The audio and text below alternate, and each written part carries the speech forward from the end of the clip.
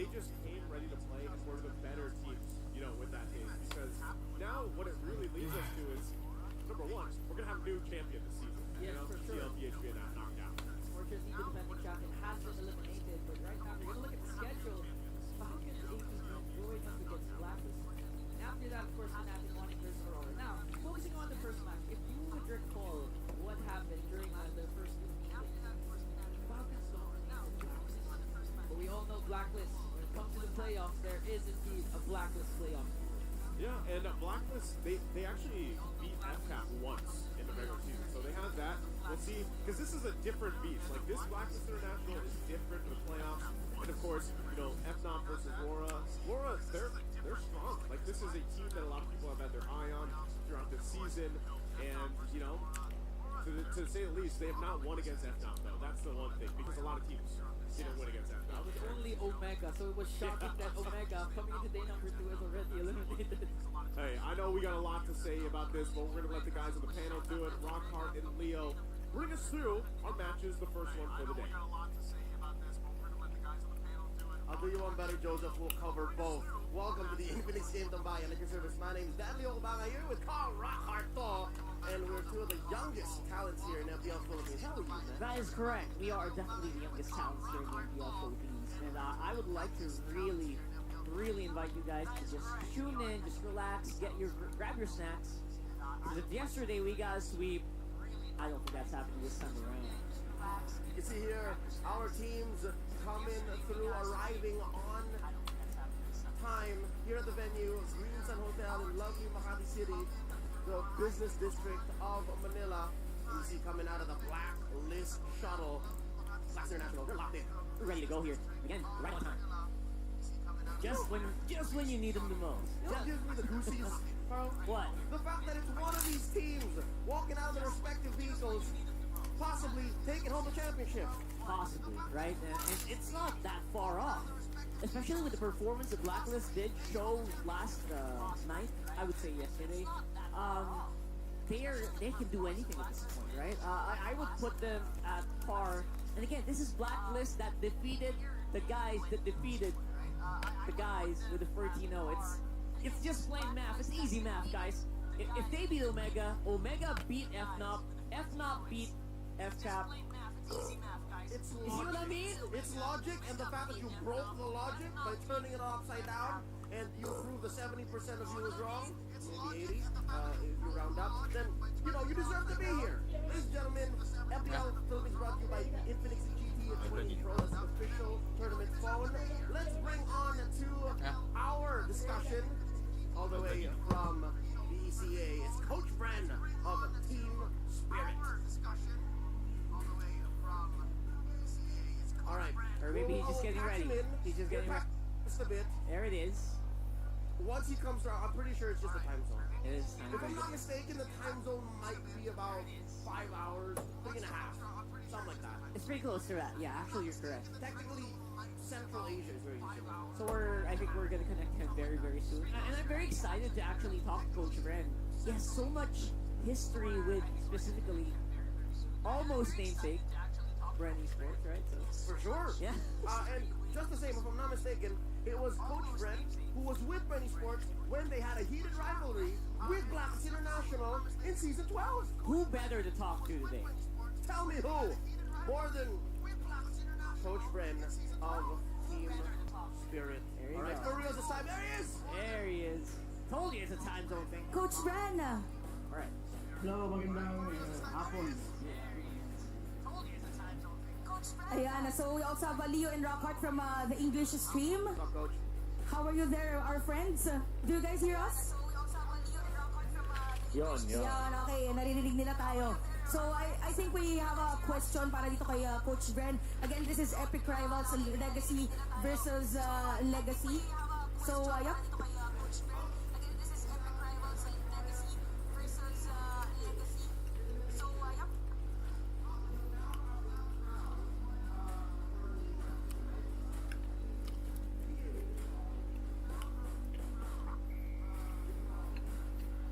Coach na Yes. Okay. Okay. Tapos lang.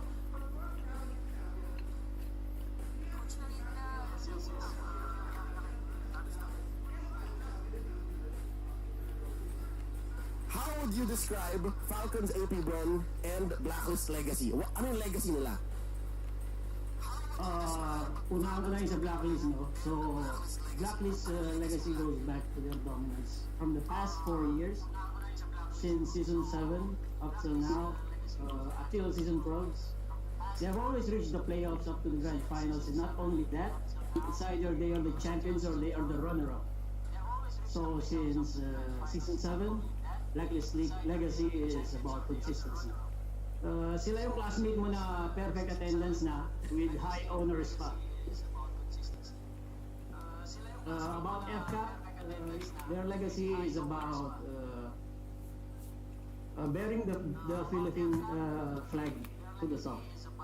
If we remember on M2, where it was Indonesia's supremacy, Brent stepped up and brought the Philippines back on top. And in time in 2023, it was almost the time for Indonesia to come back. That's what April Brand took a step up again for the Philippines to be on top. So yung legacy ng Brand, para siyang superhero eh. Pag kailangan mo na yung Pilipinas, pag kailangan mo ng superhero para ligtas yung Pilipinas, para yung mag-iwa yung flags sa itaas yan, AP Brand maasana. Kaya world class ang Pilipinas. That's why we're always on top, is because among our teams, there's so many different kinds of excellency. There's the consistency of Blacklist, and then there's the Filipino spirit in Falcons AP Brand. Thanks, Coach Bren. Yeah, baka Coach Ben, talking about yung level of legacy, no? Kasi napakalalim ng history between these two teams. And hindi lang yung teams, actually pati yung player natin, no? Yung headline ng match natin, yung mga kapitan ng mga respective teams, specifically si Tiu at pati na rin si Haji. Itong dalawang player na to, since Season 1 and Season 2. Season 1 si Tiu, Season 2 si Haji. Ang tagal na nila naglalaro. Kaya question ko lang, kano ba kahirap yung ganito ko nakatagal nagko-compete, lalo pat sa ganitong level ng MLBB na nasa tuktok talaga sila ng mundo. Gaano ba kahirap to?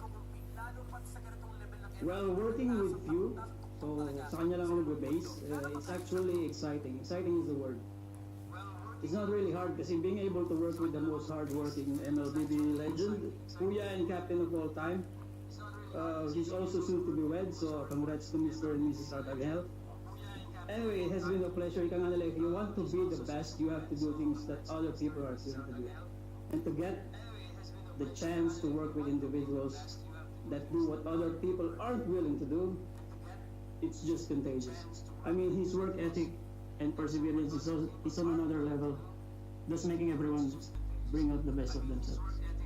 Yeah, that's actually very true, no, na yung mga ganito katagal na players, ito yung laging gutom, mananaw, laging excited, like ando yung excitement na kapag naglalaro sila, talagang yung chase ng success and yung chase ng achievement, yung talagang thrill. Yun yung nagiging reason and yung motivation nila bakit gusto sila manalo. Yeah, and even until now, no? But then, medyo backward na tayo. Ano tayo ngayon? Ano ba ngayon?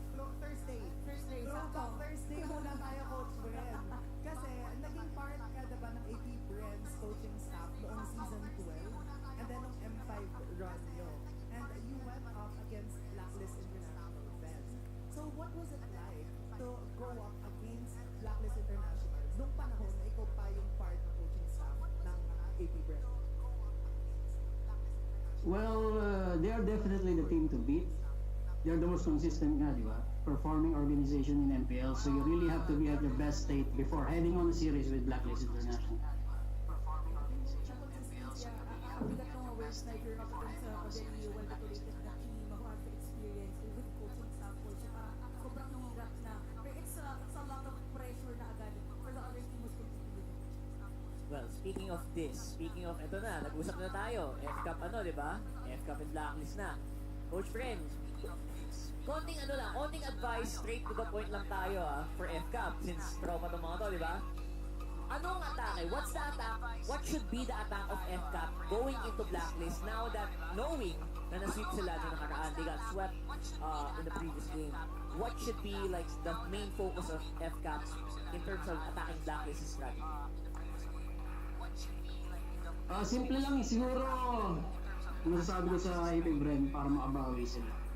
Tandaan lang nila nung mga panahon na gusto nila maging world champion. Ngayon world champion na sila. So just man up and play like one. Alam na nila yun. You're just Venom. Ang bigat ng sinabi dito ni Coach Bren. And nakikita natin yung naging performance din nila during the rap game. It was a game wherein talagang battle of the bronze. Anyway, Coach Bren, pinag-usapan natin itong ating mga players and even the teams. I'll leave you to the hardest question of the day because nagkaroon na tayo trip down memory lane. For sure, everyone is excited. What's the answer for Coach Bren? What is your prediction coming to this match? Falcons 80 Bren versus Blacklist. Ilagay niyo po yung match score. may score. May score. May wala dito sa Pilipinas, dapat may score. Well, AP Bren hindi naman kilala AP Bren sa mga sweeps, so I'll go for 3-1 AP Bren. Humility at inspired. So parang mananalo pero syempre makakaisa yung sila. 3-1 AP Bren. Okay, Coach Bren, final words sa ating mga viewers ngayon. Ayun, keep supporting FPL Philippines live and online. Yun lang. Keep supporting esports lang as a whole. Thank you. Thank you so much, Coach Bren. Thank you so much. Ay, narinig natin ang mga saloobin and even yung mga thoughts din, Coach Bren, with this game. So, tingnan natin kung makakatotoo yung kanyang prediction doon sa ating magiging laban. Thank you so much sa ating English panel, Rockhart and Leo. Thank you so much. Eto na, guys. Alright, y'all heard it first. Brass tacks, bro. Despite the consistency of Blacklist and the regular season performance, Coach Brent thinks FCAP can do it. I mean, you gotta have faith in your old boys, right? You know, I would do so myself. If I worked for them like year in, year out, I went through the nitty gritty, I got the trophy with them. You gotta have a little faith. Yeah, it's just amazing how despite whatever happens in the regular season, Blacklist still somehow finds a way to just turn the world upside down, and this is where you show your support, all right? MPL fans, bees, agents, and anything in between, who do you think is going to win? Falcons, AP Bren, or Blacklist International? Vote via the online poll. Who did you vote for here? Huh, that's Were a you good part question. of 20% yesterday? No, I was not. We were the 80. I was part of the 80. We were the 80. So I'm still throwing out the B recall here. Yeah, I'm gonna go FCAP for this. it's online, right? Like you Yeah. posted it. It's on the internet. I gotta stick with my guns, like you said. That means in Filipino, panindigan mo. Yeah. Right? Like, all right. Well, so as a matter of principle, I will as well say Falcons 80 Bren. That is what the forecast stated, and as dictated by the rules of predictions, if you're wrong, you can no longer do your job. That's right. Right? We are heading out. I'm signing my resignation as we speak. That's it. If your predictions are wrong, you are no longer as efficient as a caster because we are forced to have clairvoyancy and full-on knowledge of what will happen in the future. So what do you think? You have the benefit of predicting and voting And replaying. any repercussions. You just can enjoy the show and support these teams. But all jokes aside, Rockhart, now that Coach Bren has shared with us a little bit of context, built up and remind us of that legacy that both teams carry, it might even be closer than a 3-1. Might even go all the way. I feel like, 3-1 is very conservative, Coach Bren. I mean, we're friends, but not gonna lie, this is a 3-2 match. Not this black that suddenly Yes. a new Ube. Exactly. It's a new Ube. I mean, some people would argue that, Blacklist, maybe they threw everything they had already because it was for their playoff live. But I don't know, bro. I don't know. It's 3-2, bro. But yes, Juan teased the Estes. On social media, he teased the Estes. I saw him in the hallways and said, tomorrow, Leo, maybe tomorrow. He said did that? say maybe. maybe tomorrow. So I don't wanna have people assume. But that's really I'm here for it. The fact that this new Blacklist is channeling the old Blacklist, prime Blacklist, Yeah? I'm excited. And I'm sure the community side as well. Everyone here in the FPL arena, let's go ahead and head into our community face-off. The Bees versus the Agents.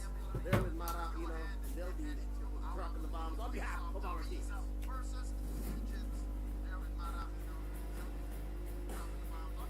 Face off. Representing Falcons AP Brand, the Bees. Representing Blacklist International, the Agents. Ito ang palang ng madla para sa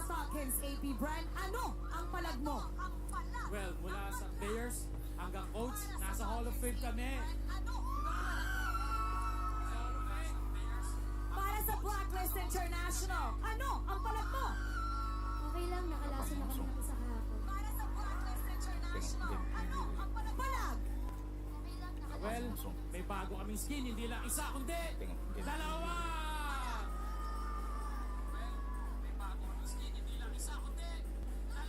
Palag! Good luck na lang ulit and have fun. Palag kung palag! Fist bump! Good luck na lang ulit and have fun. Fist bump! Palag kung palag! Two teams, one goal, and everything on the line. Let's head to the Latadon and get things started. Casters, BOG, Pasok. Let's head to the Latadon and get things started. Deep breaths as we welcome our marshals. This match is going to leave us breathless and on the edge of our seats. It's Jeff, Chico, Pat, and Wilbur. The reigning world champions are steps closer to another champion title versus the ancients, potentially turning the tide. First up, in the XP lane, it's Flap Teasy versus Lord JM.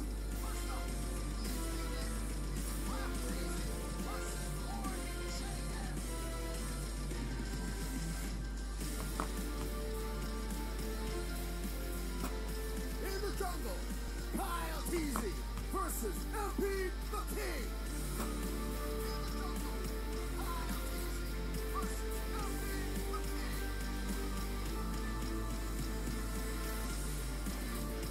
In the mid lane, I will know kids who versus the all-around agent Haji.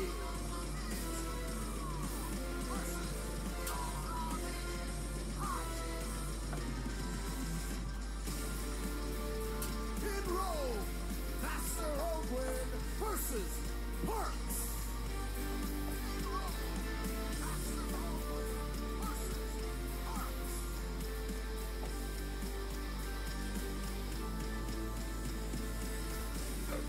And finally, in gold, Bulletproof Super Marco versus the Filipino Sniper.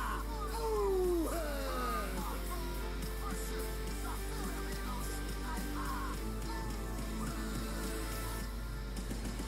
And the coaches, Coach Trevor versus Coach Von Chan.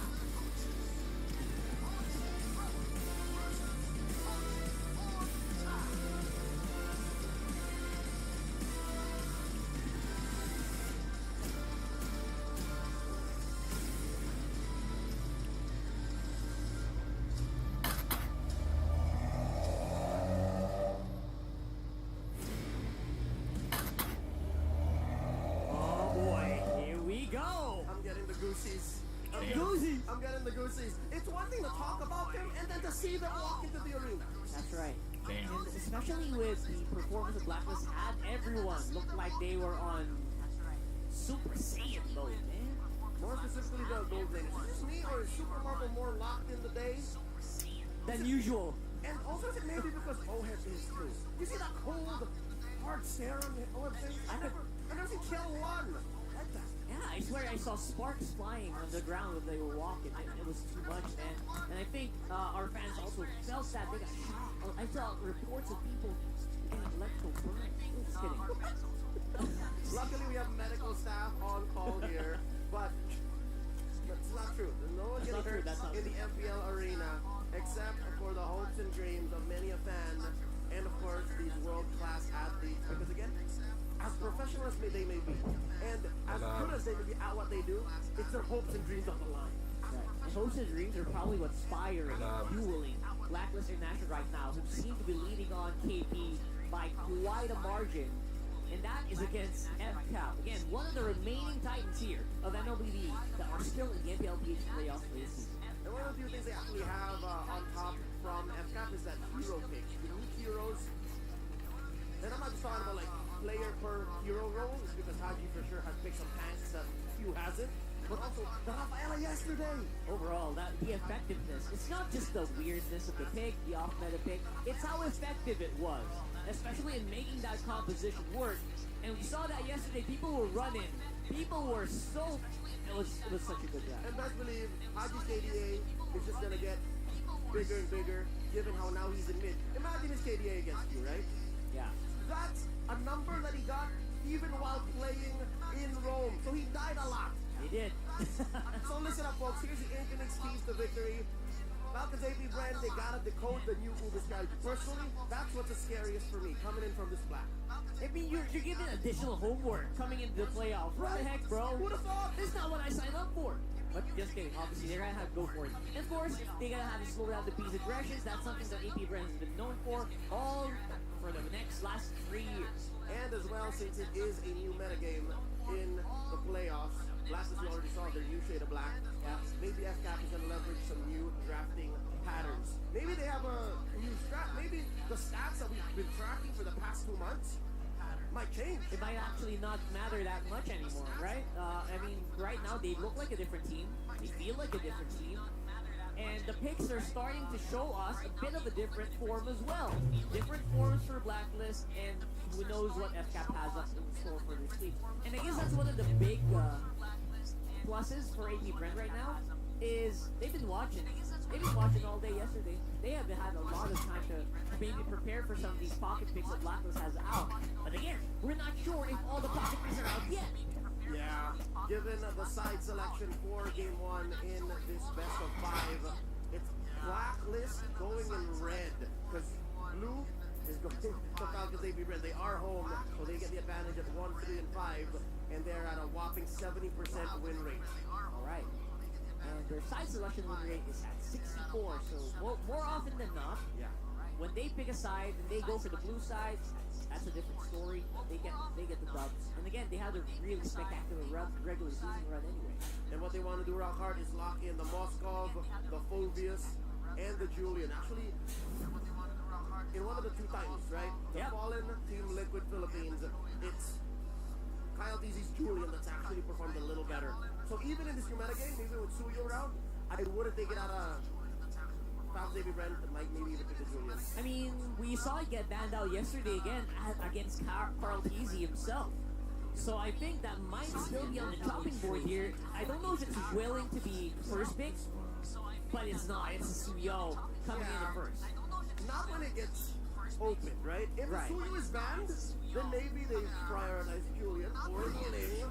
But here, instead, it's Blacklist opening up with a couple of picks after banning the Chip, the Phobius, and the Moscow. There's the lazy, what I tell you! Late first pick for MP the King. No fear whatsoever. Of course, And the Hylos at their Hylos number is great. 2 red side pick. I mean, the Hylos works so well against so many heroes right now, slowing him down, just making sure that your team has access to the lineup. Not to mention yesterday, it was also sped up by a Rafaela. Uh-oh. So I don't know if that can come in here. So that doesn't say anything just yet, given that it is a first 2 swing. That's right. But luckily for all the bees, they can rest easy knowing that Coach Trev, their coaching staff, Coach Ducky, did their homework. Look at this rock card, the alpha ban in the first base, and the Yushin. Making sure that there's just no straight up counter, making sure that you don't get overwhelmed by the lane as well. Hold up, check it out. Falcons AP Brand picking up a signature Faramis for Fuse. That's their number 1 best pick in mid. Alongside Igatos, who was on the rise midway through season 14. I love the Loyi pick here. Making sure that all your bases are covered, making sure that, you know, Haji can just stay safe, stay easy on that pick. And yesterday, you know what? In terms of Haji, I'm still convinced this guy has 6th sense, especially from the performance yesterday. He's gonna go through bushes like crazy today. And that's the thing. It takes one to beat one. Takes on the beat one. Yesterday, his Aurora was on fire, had eyes behind his back. He knew exactly where the divergent play was going to come from here. But this time, it's him on the aggressive, on the offense, playing that low yi, and we still don't even know what the real role is. And again, this high loss is just so good, man. They gotta do something about this guy really soon, because it's just such an easy contest. The Agents won twice yesterday, games 2 and 3 in their campaign against Smart Omega with this Hylos. And again, you can't really ban it out each and every time. Both first phase picks in blue and red. There So we go. it's just versatility and a flex regardless. And And Lord JM seems to have a field day. He had a field day with this. Surprised with the Cali fan. Sort of expected the thought to go in, but you know what? I'm happy for it. I'm all for it. Flapteasy does deserve a lot of respect as well on that XP lane. And now, a pick. We still do not know what Oheb will be picking up since his Nolan got banned out. That's the finishing blow on Smart Omega yesterday. Pretty big. So, we'll see. I will choose my own path.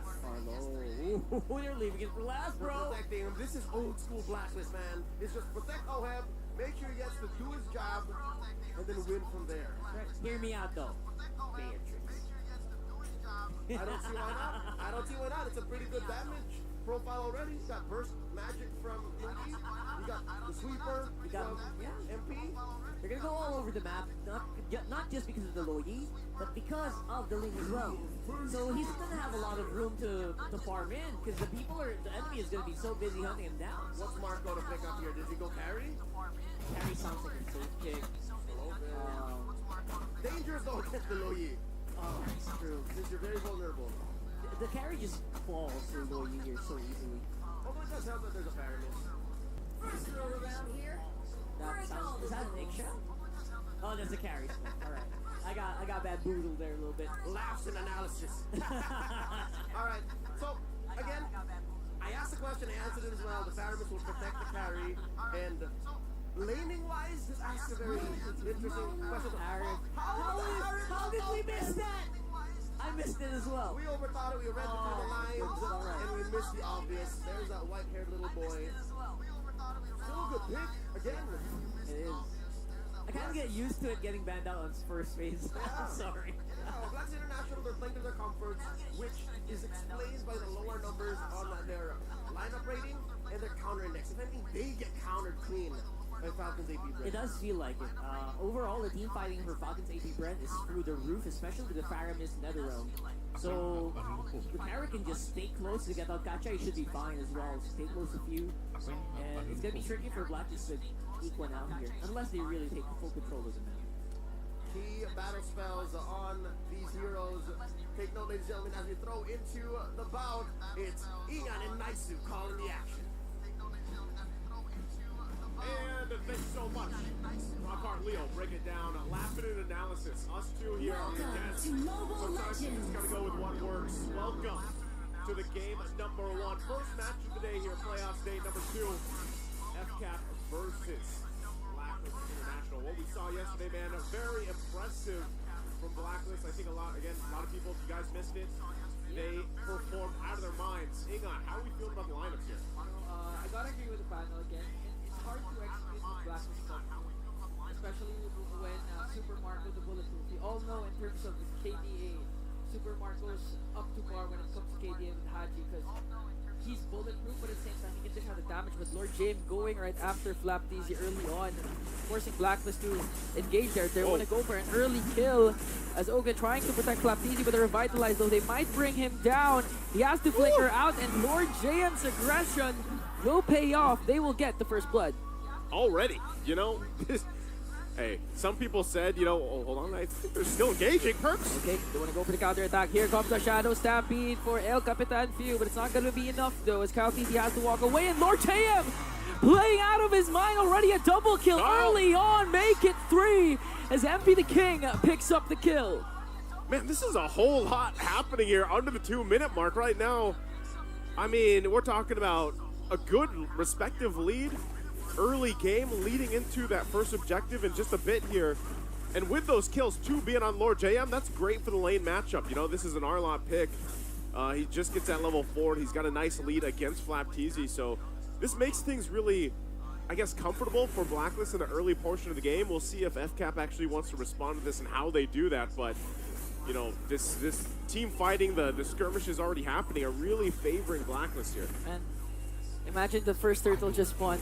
Already 3 kills for Blacklist, 1.3k gold lead. A lot has happened. Yeah. So for sure, this game will be action-packed as 4 agents are securing here the turtle. Flapteasy and Oba just trying to survey the scene, trying to disrupt Blacklist as they will secure an uncontested turtle. The other upside of this lineup from Blacklist International is just the fact that, you have this Lo Yi here. Haji's running the Warcry emblem, and that's why also those early skirmishes, when he was able to get the interactions off, like that extra damage does play a part, and it's hard to fight those early fights with a Lo Yi across from you. Now later on, once those diversion plays come in handy, that's where you really kind of keep FCAP wondering, like, where are we going to come through from that diversion play? Yeah. And it's tough to deal with. Look at that early damage already. Yeah, it's really going to boil down to the execution of our mid laners. Haji and Few, they have at least the most important ultimates for their respective teams. Few with the Netherrealm, Haji with the diversion. And we've seen, wait a minute, okay, they want to go for more Blacklist, forcing Ogwin to cast that AOG. And going back to my point, remember the time when Haji and MP the King paired up the Lo Yi with a Hayabusa, and they were just going crazy with the macro? That's when Blacklist International's momentum started. Back in the regular season, right? Back in the regular season, It's funny because, like, a lot of people, when they were watching Blacklist International through the regular season, I think a lot of people had a lot of things to say about them. A lot. Because there was a time, too, with Blacklist International in regular season where they were trying different, like, lineups, like lineup iterations, and then they eventually found the best. Here's a diversion, though. Oh, gonna make sure Super Marco doesn't have a good time here, even forcing out this flicker. But in the end, we'll bring him down. So that was a way worth it trade for Blacklist, a diversion for the life of Super Marco. Yep, that's what I was talking about, man. The diversion plays are going to be pretty an obstacle for FCAP to overcome. Now, with the lineup that they have here, too, they're really hoping that, late game is where they can shine and they can utilize, especially the carry pick, with Super Marco, even though he's already gotten taken down. Yeah. That pressure is going to be continuous there, though. So for FCAP, they've got to be able to kind of protect Super Marco, allow the late game to happen, because, the way things are going right now, like, I don't know if FCAP's going to get there. This second turtle for the taking, too, and Blacklist might either look for a pickoff or just start it up. Because ideally, the plan for Falcons AP Bren is, of course, late game insurance Super Marco with the carry. But Kyle TZ was supposed to be dominating early game with the Suyu pick, and so far we've seen Suyu dominate early games. We've seen it with Andoryu. We've seen it with Carl TZ. So far, not a good start for Falcons AP Bren because of the unexpected aggression Blacklist is showing as MP the King and the rest of Blacklist works on Flapteezy and Ogun once again as they will bring him down. Flapteezy has to go with the split. Perks pops his Revitalize. Okay, now Flapteezy still working on Lord JM. Perks goes in with a glorious pathway with MP the King as well. Flapteezy quite tanky, but will he be able to sustain it? Here comes the Netherrealm, but they're just gonna break it right away, bringing down two. MP is still alive. Few is the next target, and look at Lord JM. 5-0-2. Man, it sucks that the Alamat Awards just ended because this guy, one of the most improved players for the playoffs. Yeah, that's a good point because a lot of people are talking smack on Lord JM A lot. through the regular season, but man, we're going to look at the replay here. He's trying to make a play in mid. I don't think that's going to result in much. But looking at this replay brought to us by Infinix, this was great. Final slash, able to find multiple members after the Netherrealm was even used. And then they go in, continue claps in. So just a huge lead right now for Blacklist. And a lot of this early on snowballed already into this point of the game. That mid-game where you're really just seeing how strong the fighting composition is. And the great thing about this for MP the King especially is this makes your job as a Ling so much easier. Like, you can just do what you need, roam around the map, focus on, these objectives if you need to. But ultimately, the power spike right now for Blacklist International is just so massive that FCAP is going to have to really, like, slow things down. And by slow things down, I mean just not die. Like, they don't want to go into a fight because they're going to be outgunned and outmaneuvered right now. And OHAB hasn't even really had to be part of these fights, obviously. Yeah, he's just literally going on the laning phase with Super Marco, having his own mini game up top. And Blacklist, what do you expect? No one could have predicted this. An 8-0 start coming into game number 1 up against Falcons AP Bren, the reigning defending world champions back in M5. 5.4k gold lead already. And I do agree with your point. MP the King, right? Okay, they're going to send out someone there. It's going to be Lord JM with a diversion, and they're just going to wait. But I think they're going to spot out Oakwood. Are they going to be able to burst him down, though? 4 members of the Bees are here. Perks might be in trouble. The Shadow Stampede will catch him. Flapteezy goes in as well. And the class will stop there. And okay, going back to MP the King. he's having such a good time because during the regular season, we would always see MP the King struggling because enemies would tend to invade his purple buff, but this time 3-0-3 start. Not even minding whatever clash is happening right now, just focusing on the macro for MP the King. And that's what I'm saying. Like, they're just gonna have kind of an easy time right now. Third turtle, I would be surprised if FCAP really wants to press into this and contest it. It looks like, you know, they're kind of getting angled for this. And we'll see if they actually do it, but it looks like not. 3 for 3 now on the turtles, as it should. Again, FCAP really just needs to get to the late game here. I think we have to talk about how can they get to this game. Oh, hold on. Okay. They sent him. Oh, they're Reposition. again. I think Ogwen knows. Ogwen has to. He spotted that bush earlier, but oh man, if he walks into that. Okay. He still has the AOG. He still can't escape here, but he's getting bursted down, and Perks will pick up the kill. A fast burst, a fast rotation, fast play for Blacklist, and MP the King works on Kyle TZ. He's gonna get stunned though. Templates of Blade will be casted. He has to walk away because of the tower damage. Kyle TZ pops his third skill. He's chasing after him. Super Marco as well, but MP the King will remain alive. Oh, wait. Hold on. Wait, go to the bottom lane, please. Can I see? Okay. He got out. MP the King got out. MP's fine. Blacklist goes and swings it forward, gets a turret up top. Tier 2 now. Down there. Just Oheb having the gold lane experience, pretty much doing what he wants to do. Farms up. He hasn't really even shown just yet, but look at this. He's already got the Feather of Heaven, Starlium Scythe locked in, working next on the third item. Most likely Holy Crystal. He's got a little defense physically. Hold on, mid lane. Okay, we're gonna watch for Lord JM. Okay, Final Slash goes in, as well as the Glorious Pathway. Netherrealm will be casted, but look at the damage coming in from Blacklist. They're gonna bring down 2. They don't have minions though, so they have to wait for it before they take down the mid lane turret. And Lord JM again, literally playing out of his mind. A 505 KDA. He's not part of just one kill all throughout Blacklist initiation. This is just nearly for Blacklist in game 1. This is basically a perfect game for them. You know, there's been no like window for FCAP really to respond. Now you can see, I was just saying that he was going to pick up the Holy Crystal. He gets it at almost or under the 10-minute mark. You know, with Oheb getting those last 2 kills, this is a great moment for them to get this Lord and possibly get multiple base turrets down, because I just think if FCAP even tries to defend with this lineup, they've got a Netherrealm, but it's going to be worked on so quickly because of the economic advantage in items and power that Blacklist has. So this is a free Lord for them. FCAP will have to pull something through to get an amazing defense, but it's going to be so difficult. Kyle TZ picking up a Sky Piercer here too. Okay. Very, very interesting, right? They don't have any kills on the board. He picks up a Sky Piercer, wants to just get one of the items that he can, but they're going to try to hold this down. Lord JM, as tanky as can be on this R-Lot, now picking up Radiant Armor. But he's been pumping out the damage too, and that final slash, especially when the Netherrealm is popped, has been a crutch for FCAP to deal with. So right now they try to hold down these turrets. They're gonna have to wait for this Lord to march in. Diversion again, where they go. Oh, they're gonna catch Kyle TZ! Instantaneously bursts him down! The timing! Haji instincts ever since day number 1 has been phenomenal. We're gonna forget what he did game 3 against Omega, casting a skill with the Aurora onto that brush. That's why they found out where the diversion was, and eventually swept Omega. And now the Lord is marching in. Lord JM catches 3 as the Lord is still there. They're gonna bring down 2. Next one, Flap. Ogwen manages to escape from the AOG, but they have to defend the push because 5 members of the agents are here with the Lord. Might be able to take game 1 as they bring down Marco. Kyle TZ alone, and Blacklist will win game 1. And ladies and gentlemen, this is Playoffs Blacklist. That was about as a best of a game you could get with the lineup that they had, the way they moved, the way they showed up as a team here. Just an absolute stomp in game 1.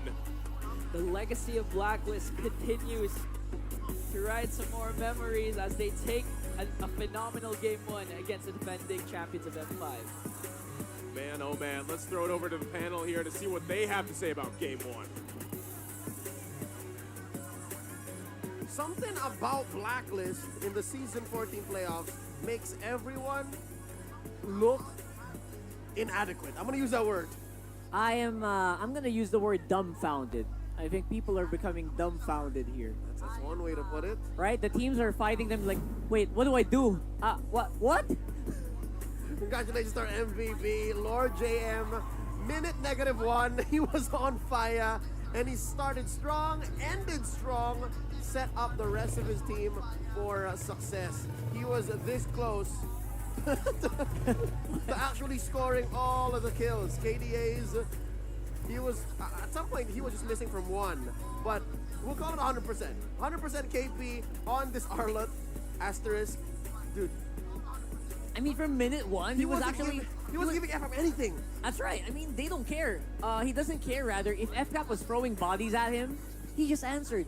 He did not get phased. He did not get, I don't know, pressured because maybe he has so much trust in his teammates, he's going to get backed up. Or maybe he trusts in his mechanical skill just because he knows that he's probably going to get away with anyway. And it's this vigilance by Lord JM that's allowed them to punish Falcons AP Bren for this.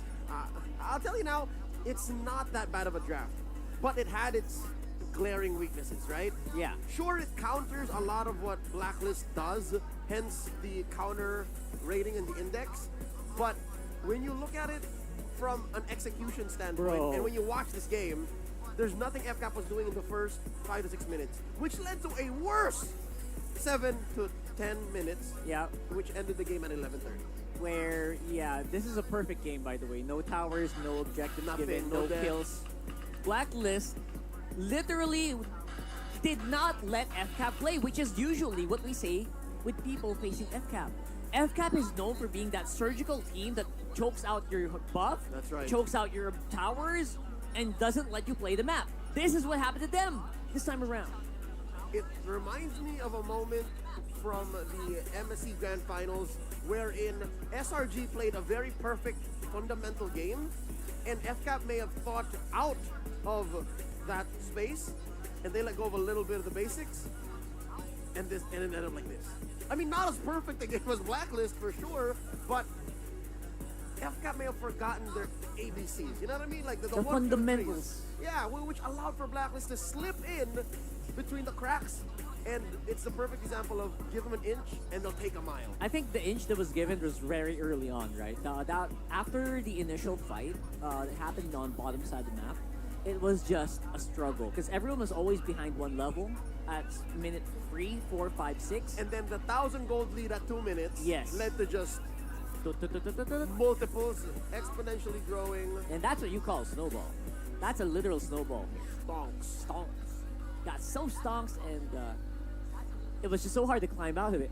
Yeah. It's like they were drowning like a feet at a time. Yeah. And then they were trying to climb back up, and Black was just pushing him back And down. they were plugging holes with what seems like duct tape on a battleship that's sinking.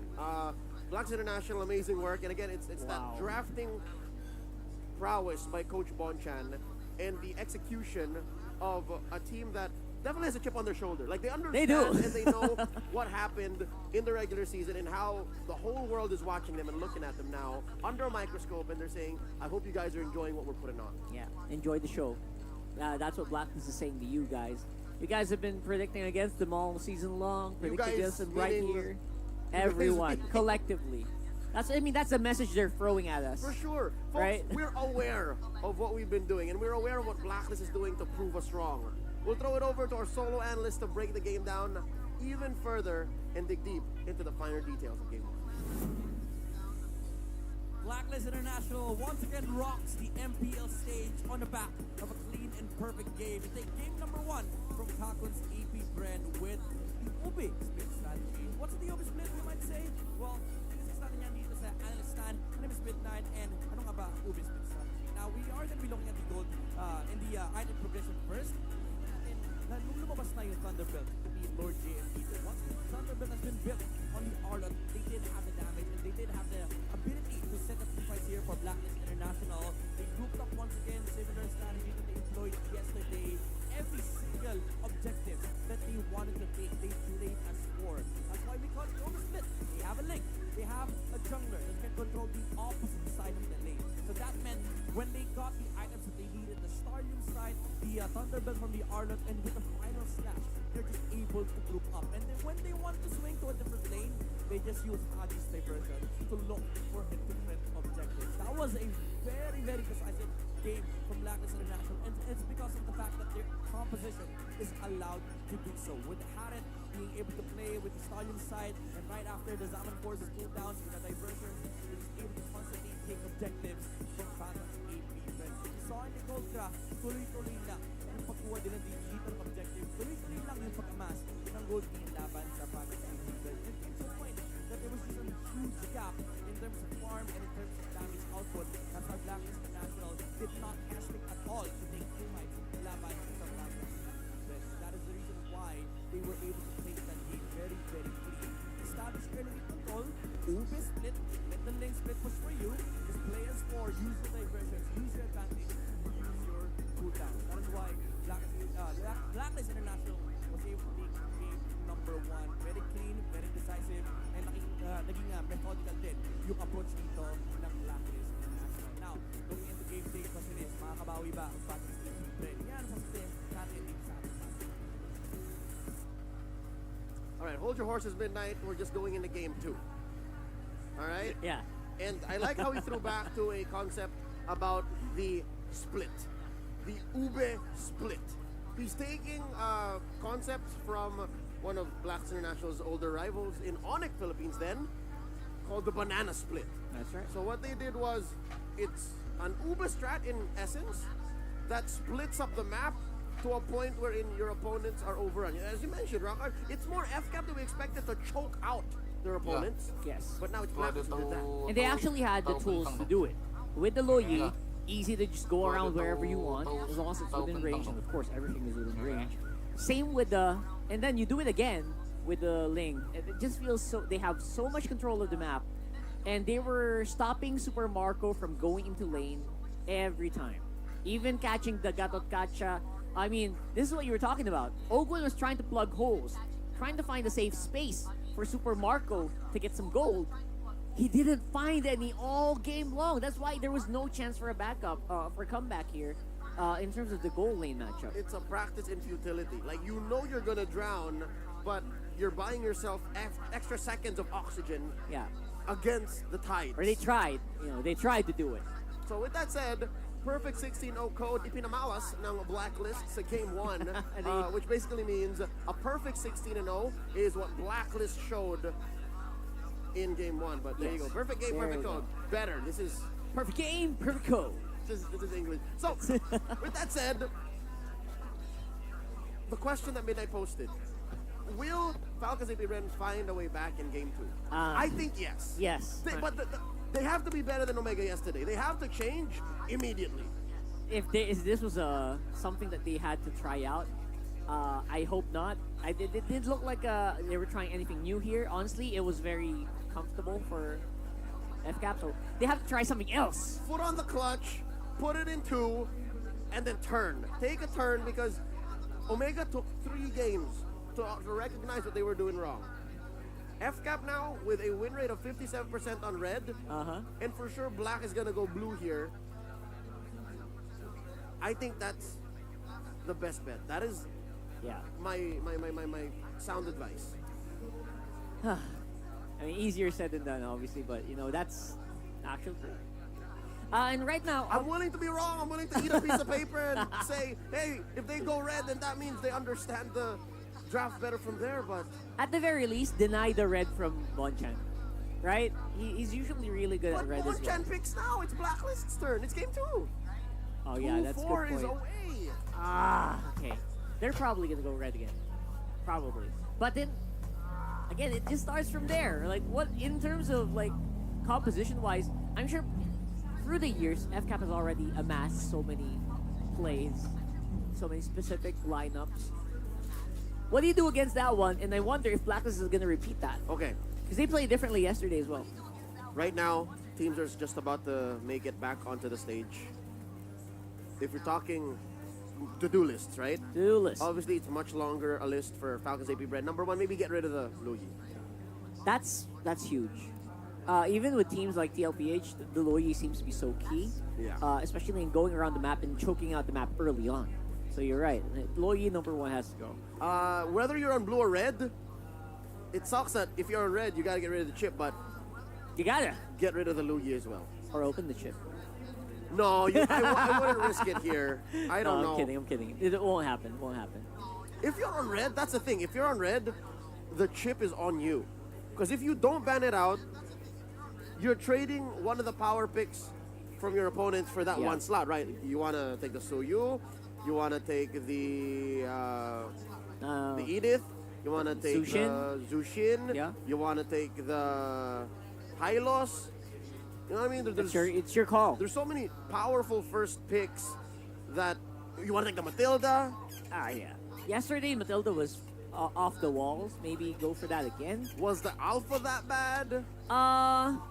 You know what I mean? Because we saw Yeah. first phase Alpha ban from Coach Treb. I mean, it was mean, and it did win 3 games in a row. If you add the second series, it won 4 games in a row. Alpha, Jushin, and Hylos. Yeah, That so combo. maybe that's what he was thinking. But at the same time, do you really need to?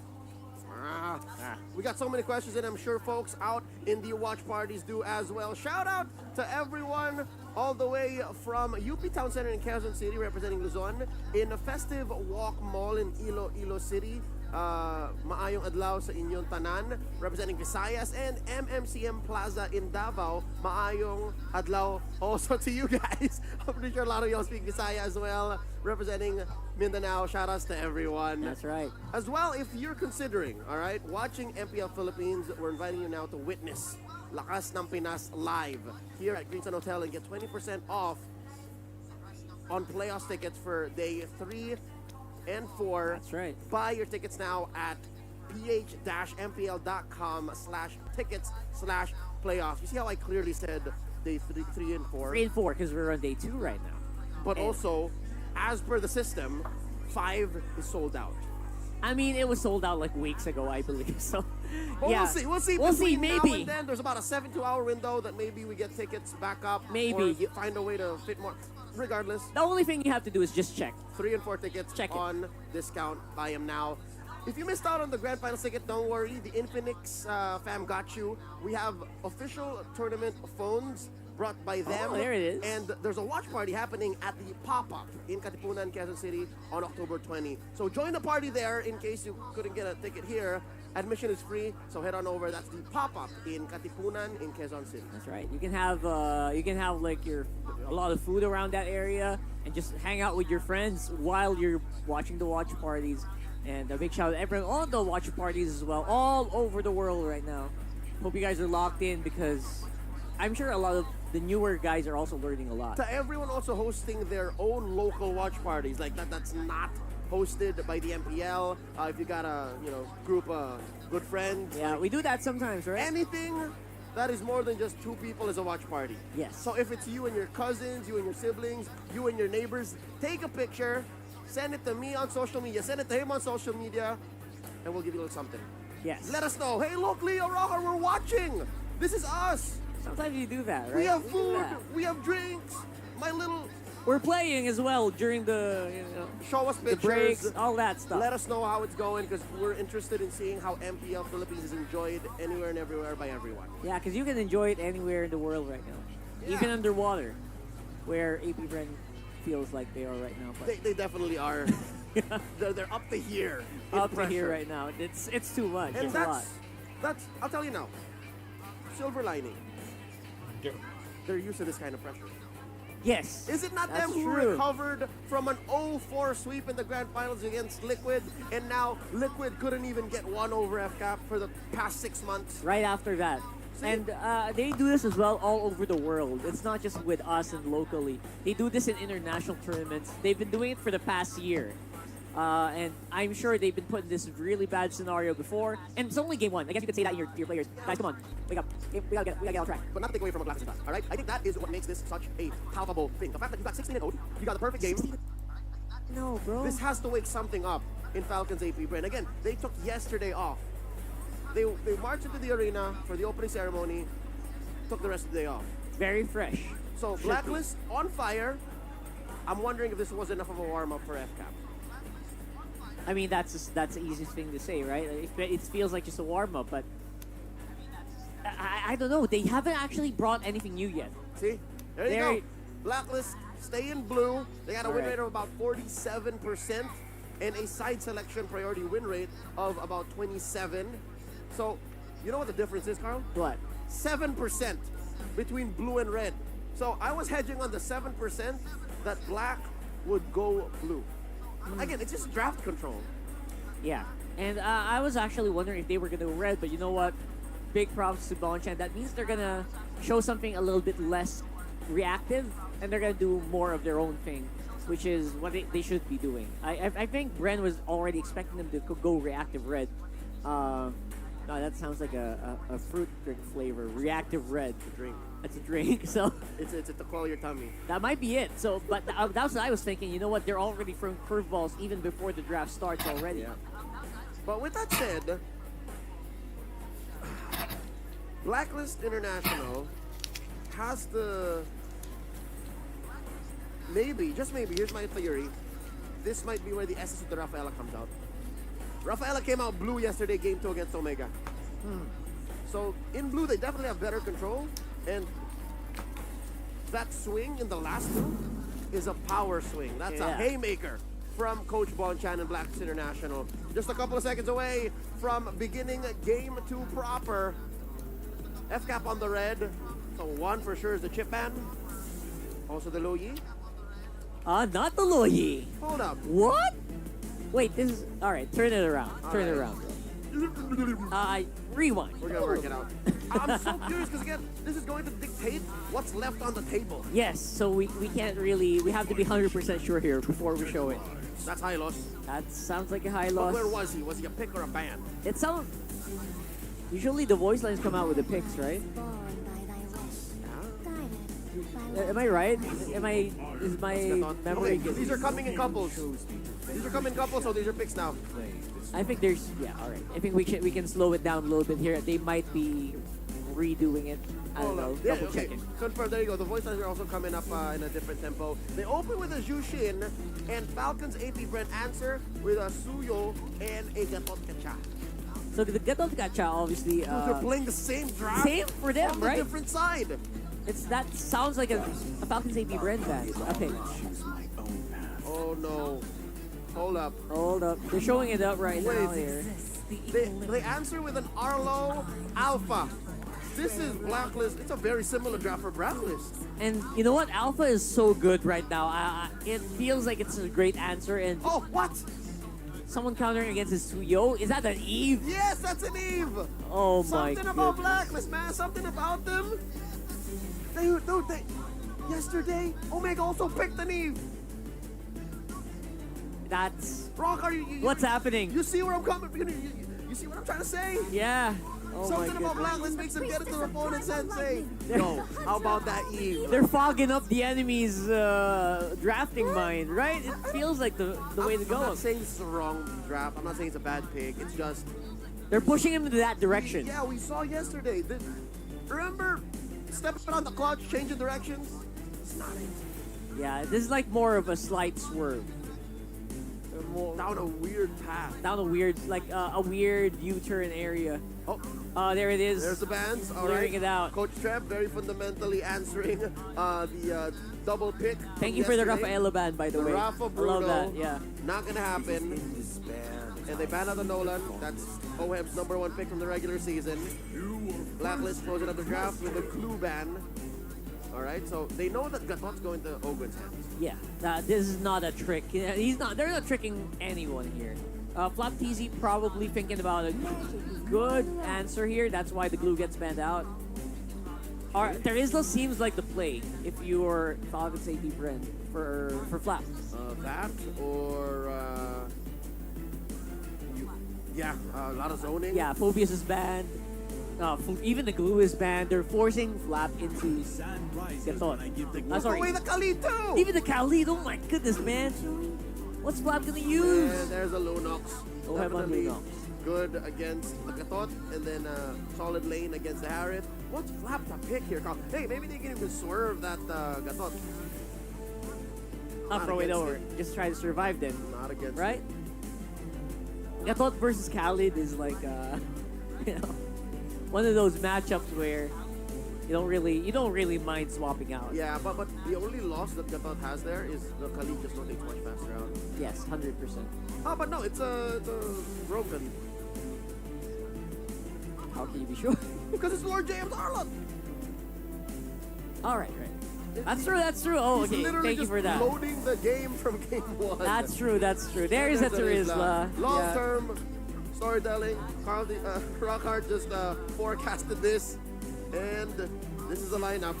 My only problem with Falcons AP Bren is lane to lane, they're kind of weak, but in a big team fight, nightmare. Yes, they rely on the box of the literal real-world manipulation, the AOG, and of course the penalty zone. If one of those misses, their sustained damage is really bad. So timing on a macro and micro scale are key for FCAP to succeed, to take us to 1-1.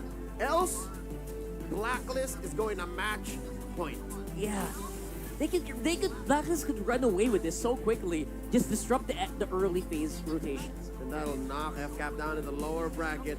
But that's for later. For now, let's go into the match and throw it over to Jose and Jose. Thank you very much, Leo Rockhart. It's me, Jose 1, and Jose 2. I've Jose accepted 2. my fate. Welcome to Mobile Legends. The game number 2 here in this series, best of 5. And like you guys just heard, if Blacklist International takes this lineup to another W, then they're match point already against FCAP. So we'll see. I mean, I agree with what the guys are saying over on the panel too. You know, FCAP. Hold on. Ogwin. Ogwin though. Okay, he's Good gonna revitalize. out-sustain that. Anyway, just the usual pokes between the two Whoa. laners, but another lantern flare. And it's gonna be a battle between Perks and Ogwin, and they decided to disengage. It's not gonna be worth it though. As Pew goes in. Okay, will he be able to catch Haji though? Now he's gonna pick up Pew. Okay, now it's a TKO. 2 TKOs for our 2 mid laners. And it's a matter of who's going to clear out the mid lane first. Owen is still there, by the way. He's okay. Now he's got the level 2. I love this when games are like this. When in the early portion, like, you're literally limit testing each other, and that's exactly what happened in the mid lane. This happened in the previous game, too, but Blacklist International came out way ahead of those early skirmishes. So for FCAP, you know, if they can get some of these early kills, that'd be great for the lineup they brought to this table. And part of that, again, is what Rockhart said. Like, they have to play around the death box. By the death box means the real-world manipulation from Few. They want to fight into that. If they can lock people down with a penalty zone and then follow through with that, Zaman Force is there, then there's so much fighting potential and power with FCAP's lineup. The problem is, again, lane to lane, you know, they're going to struggle for a little bit right now. They're trying to make a play up top. They're going to go for Flop-TZ. Flop-TZ uses Flicker. Body of Smith, though, will save him. Quite tankier as Perks goes in with a quick sand guard. Ogun is now here. Okay, so no casualties yet so far. So in terms of team fights, yeah, I do agree. You can expect Falcons AP Bren to really dominate. They have a lot of engage and for counter engages. But for Blacklist, in terms of rotation, you can expect them to be fast and go for those isolated pickoffs, especially with the kit that they have from Lord JM and Perks. And of course, you can expect Blacklist to really go for early game contention, like what Haji is doing again with you, because of the presence of the Khalid that we know in the first 5 minutes will be a menace in the opposing team's jungle, and MP the King again will secure an uncontested turtle. All right, Blacklist getting the objective, and this is one of the hard parts about dealing with a Chushin across from you. You see how much zoning potential, even early on, that's already there. Yeah, especially in the hands of Haji. Oh no. Perks just give him some information. He's got that. Ogun will keep him at bay, locking him down, of course. Waiting for that level 4 too. Once, you know, the problem before that first turtle take was the fact that just FCAP didn't have the ultimates that they were looking for. They weren't level 4, but they might look to fight for this. Okay, speaking of fight, Flap-TZ goes after 3 with a raging sandstorm counter attack coming in from Blacklist. Is there real manipulation coming in from Pio as they bring down MP the King. Now Kyle-TZ wants to go for more, going right after Lord JM as he flickers out and saves himself. 1 casualty only for Blacklist. Good shot there from Kyle-TZ with the Queller. Able to get a kill. That's what he needed too. Again, this is part of the whole game plan when you have a Suyo on your lineup. You need to be able to kind of control the early game, right? He's one of those scaling up and very momentum-based assassins in the jungle, and he's got to do that. He's only got the Fury Hammer right now, so still working on his first item. There's the Hunter Strike, so he does lock that in. So this could help, of course, because he's going to be looking to set the pace, you know, against MP the King And we see Alpha picked up so much now in the current meta. Oakland? He's gonna get dragged? Lantern Flare, okay. Might be able to sustain this though, but three members are trying to burst him down as Haji brings him up once again to feed him to Oheb, and a counterattack from Falcons AP Brain up top. This time, they're not gonna let Lord JM dominate like what he did during Game 1 as the Game 1 MVP. Yeah, a lot more, you know, just aggressive, I would say, this time around from FCAP, looking for picks if they can, even if they have to trade around the map, you know, and Oheb does lock in a ton of extra gold that he's able to get that first item locked in. So he's got the Holy Crystal now, and that's where also, when you have a Lunox here early on, the power spike is going to be there. And it's definitely a huge threat to the damage department. Yeah, especially in the laning stages of the game, early game. You could expect the Lunox to really be ahead versus a Harith. So right now, Falcons AP Brand, they really need to manage the early game potential that Blacklist could give. Whoa, like what they're doing Oheb. right now. Kyle TZ has to walk away as Oheb here, dangerously low. There's going to be a turtle clash finally, because 5 members are here as Oheb will recall home. It's going to be an outnumbered match for Blacklist. Falcons AP Brand still holding on. Flap TZ goes in, plus Ogwen's AOG. They're really targeting Lord JM here, plus the real manipulation coming in from View. Lord JM manages to do a final slash counter attack for Blacklist as they bring down Flap TZ. Next man is Ogwen. Lord JM MP will fall. Perks as well. Haji forced to back away as Oheb is now in the picture. A 4-4-2 trend. View goes in and brings down Haji. That fight was so good because there was an initiation from FCAP, there was a response from Blacklist, and you thought they were going to win that team fight, and then all of a sudden FCAP's like, no, I'd win, and they end up winning that team fight. So they get an objective, they get a ton of extra gold through it, and that's a good transition for them now at this point. Falcons AP Brand prior to that clash, Kyle TZ targeted Oheb, forcing Oheb to recall. That's why when the clash happened, Blacklist was outnumbered. Oheb wasn't there, even though Lord JM was able to kind of out-sustain the damage of Falcons AP Brent to be able to cast the final slash, serving him up to perks for that Raging Sandstorm. They lacked the damage because the Filipino sniper wasn't there. But imagine it would be a different story if Oheb was there. So those are the little things Falcons AP Brent continue to do. They're not just thinking about the big picture. Even though they have huge ultimates, they're thinking about the things that they need to do before they go in for the clash, like what Black is doing right now. Kyle TZ goes in for second kill and will be taken down by 3 members as Lord JM survives. I'm surprised he was able to get away, you know, with that, but good response. There's got to be something for Blacklist International to do after, you know, that build is building up here for FCAP in the lead, in terms of the lead. And so if they can find some of these wins across the map or whatever they can find, even if it's just objectively some of the turrets, get some space to work around. Oheb could be in trouble. Oh, Oheb's in trouble. Okay, he has an order in Brilliance with Owen trying to chase after him as Perks forced these to hit Raging Sandstorm to save the Filipino sniper. Kyle TZ picking up a Blade of Heptases this time. So in terms of damage, you can expect Kyle TZ to be more aggressive now. I believe the first item he picked up was a Hunter Strike, right? Yeah, here. First, Okay. yeah, now he's got the Blade. Okay. He's got the Blade of Heptases now, second item locked in. And, you know, that's what's surprising. I know by this time a lot of people have seen the Suyo games. That second skill, man, that Soul Sever hurts. So now that he locked in, you know, this Blade of Heptases too, depending on how he approaches some of these fights. Hold on. Oh, Perks forced to use that flicker. Now he only has the Raging Sandstorm. He doesn't have the Raging Sandstorm yet as he used the quick Sand Guard. Falcons AP Brand making quick work of the second turtle, not giving a chance for MP the King anymore. And I think Perks wants to go in for the clash. Okay, Falcons AP Brand redirecting their attention to MP the King. Will they be able to find him? Okay, they're just going to clear out the minions up top. All right, so they got that. Right now at this point, FCAP comfortably ahead. They got a lead. They're building up on it. So for Blacklist International, we have to look at what's coming up here. That's that Lord fight. Because if they don't actually have a fight before then they've got enough time to go ahead and get to where they need to be. Part of that is, again, Oheb. He does Okay, Haji used the flicker to walk away. Ogwen will miss the AOG.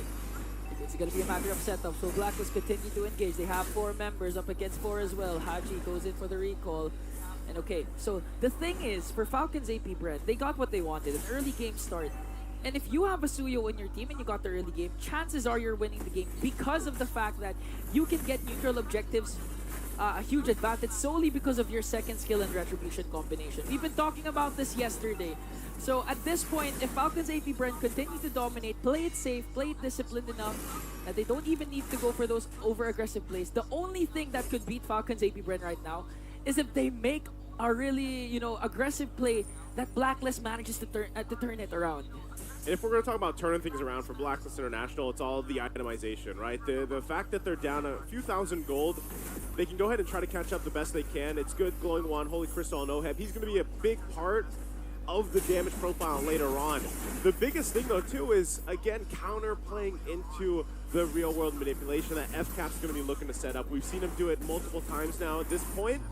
And so for Blacklist International, this is crucial because realistically, all this comes down to these objective fights. The Lord that's going to be up here in just a second. And even if they have a great initiation, they still got to withstand, fighting into that box or possibly escaping it once it's set up and then re-engaging. That might be the best course of action here for Blacklist. So Lord is up. You can already see it. They're getting set up here. Interesting there. Skypiercer is going to be picked up by Haji on this Jushin. So they set up for around the space around the Lord here. FCAP. What's Blacklist going to do? What are they going to look for here to deal with this? They do push him off a little bit. Kyle TZ trying to join this a catch for Lord JM, serving it up to the Raging Sandstorm of Perks as they bring down Theo and Owen. Flap TZ forced to use the penalty zone to go in right after 3. Order Brilliant coming in from Oheb as they bring down Flap TZ as well. But they're going to counterattack with a kill onto MP the King. So there's no jungler for Blacklist. Falcons AP Brand lost 3, but they have Kyle TZ. What's the play here for both of these teams? Well, the play right now, I mean, you're down 1-2. Kyle TZ will go ahead and bring up the Lord, though. MP is down for another 15, so there's no Lord going to be taken. It's too quick of a death timer, but you saw that little window of hope. Hold on, Kyle. Hey, they go in right after Kyle TZ commits the final slash, but he's able to escape. The mobility of the Suyu is just unmatched. And AOG casted by Ogwin to bring down Perks. And now the advantage is on to Falcons AP Brand. What an escape from Kyle TZ. I didn't think he would actually be able to get out. Even with the mobility of a Suyu, that was still a great escape. And now this is probably going to give them a chance at taking this Lord here. The fact that Perks is down unless MP wants to go in and contest this. It's going to take a lot of miracle for MP the King as he's getting zoned out by the two tankiest heroes of Falcons AP Brand. Soft reset for the Lord is trying to go for Lord JM. He's going to fall down in the hands of Super Marco. In exchange for Owen, though, it's going to be a 4-on-4. A hard reset on the Lord as Haji goes in with the Crimson Beacon, plus the latter player will be taken down by Kyle TZ as Perks, though, trying to zone out Few.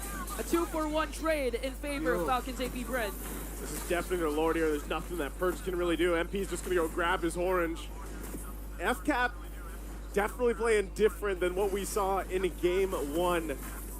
I don't think they liked that. They didn't like that score from game 1, and they came out ready to play for game 2. Quick adjustments, and that's going to be the Lord now finally secured for FCAP. Nice. And now Blacklist will have to be on the defense here. Even when you look at it, man, like despite the difference in gold and everything else, like Oheb, luckily he hasn't gone down, but they still have to fight into setup potential. They're going to be on the defense in the base. Yeah.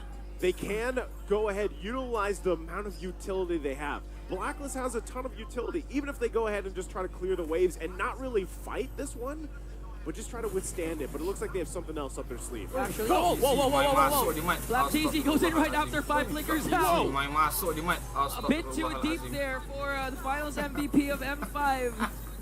And now the Falcons AP Brand, they do still have the lead, 3.7k. They still have the Lord. And okay, this is what I was pertaining to. It's hard to go up against a Suyu if they dominate the early game. But if Falcons AP Brand continue to make these kinds of risky plays and Blacklist punishes them, Blacklist again can still defend and continue to extend the game and might even win game number 2 as they work on the Lord up top.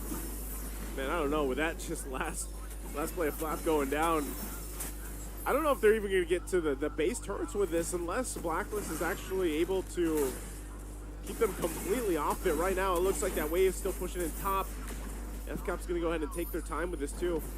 So still respecting the fact that, Blacklist has that capability of being able to fight and win some of these fights even. And MP the King picks up a Radiant Armor. He's going to get a little more tanky.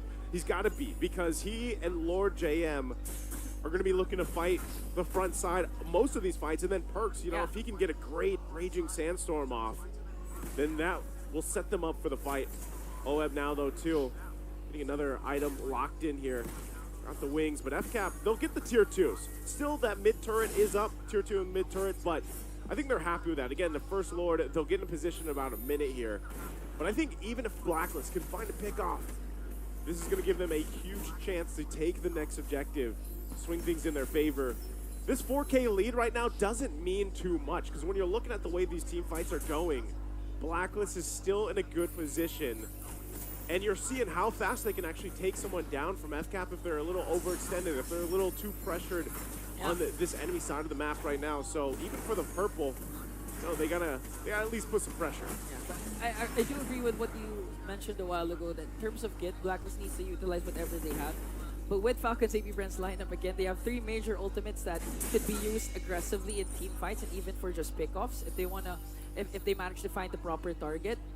Because as the game progresses, these kinds of ultimates becomes more valuable, becomes more vital to your success. And with that case, Falcons AP Brand, they do have a lot more kit, a lot more AoE crowd controls that could be used, especially when it comes to the Lord dances. So Blacklist right now, they actually are pressured to get the pickoffs, maybe set up by Haji or by Perks or by Lord JM. Because if you're gonna go up against the lineup of Falcons AP Brand towards this Lord 5v5, regardless of what happens, you still have the Suyu that has a huge advantage when it comes to the Retribution second skill, again, when securing neutral objectives. Yeah, the Suyo is great, especially in this part of the game, but he does tend to fall off the longer this game goes, and it'll get definitely more difficult for FCAP to go ahead and continue doing what they're doing around, fighting this. But always the advantage is again, the real-world manipulation around the Lord pit. Anytime you come around, we're talking about these objective takes.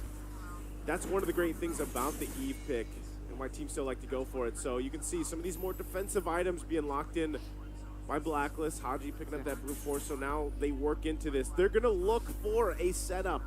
And you can see the positioning here. Part of this, again, is Lord JM. If he can get that final slash they're looking for and they get an immediate kill, that'll be huge. There it is already. The seal being used. The clock is ticking for Blacklist, finds it out. There's a huge slow push ensuing onto the bottom lane. Falcons AP Brent can extend this Lord Dance and force a reaction from Blacklist, or they can go ahead and try to burst it down. Okay, they're gonna make Blacklist react though. Lord JM goes in with the final slash, connecting onto Tuple, the Raging Sandstorm. A lot of immortalities being popped here. Flap easy counter attack to the final penalty zone. Lord JM, MVP King, Burns goes down. Goodbye. Haji is the only one left. A beautiful initiation by Blacklist, but there you said it. Falcons AP Brent, they have a lot of kit to re-engage. They have the economy lead. Haji with the Crimson Beacon out. Will he be able to defend this though? There are a lot of minions up against 4 members. Look at Super Marco pushing with his Salmon Force. They're clearing out the minions. Haji has no more chance to defend this. And we will go to a game number 3 because it's 1-1. FCAP, huge adjustment from game number 1. Want to bring the series 1-1 for now. It's best of 5. They showed up for this one. Big adjustments, good play this time around. Blacklist showed some fight, man. Even in that last fight, they utilized that final slash that I was talking about, but unfortunately, not enough. It's a 5-game series, I forgot. Yeah, I was like, we're going to a game 3 no matter what. Yes, sir. So, hey, let's go ahead and throw it over to Rock Hard and Leo. See if they're also excited that we have a game 3 upon us.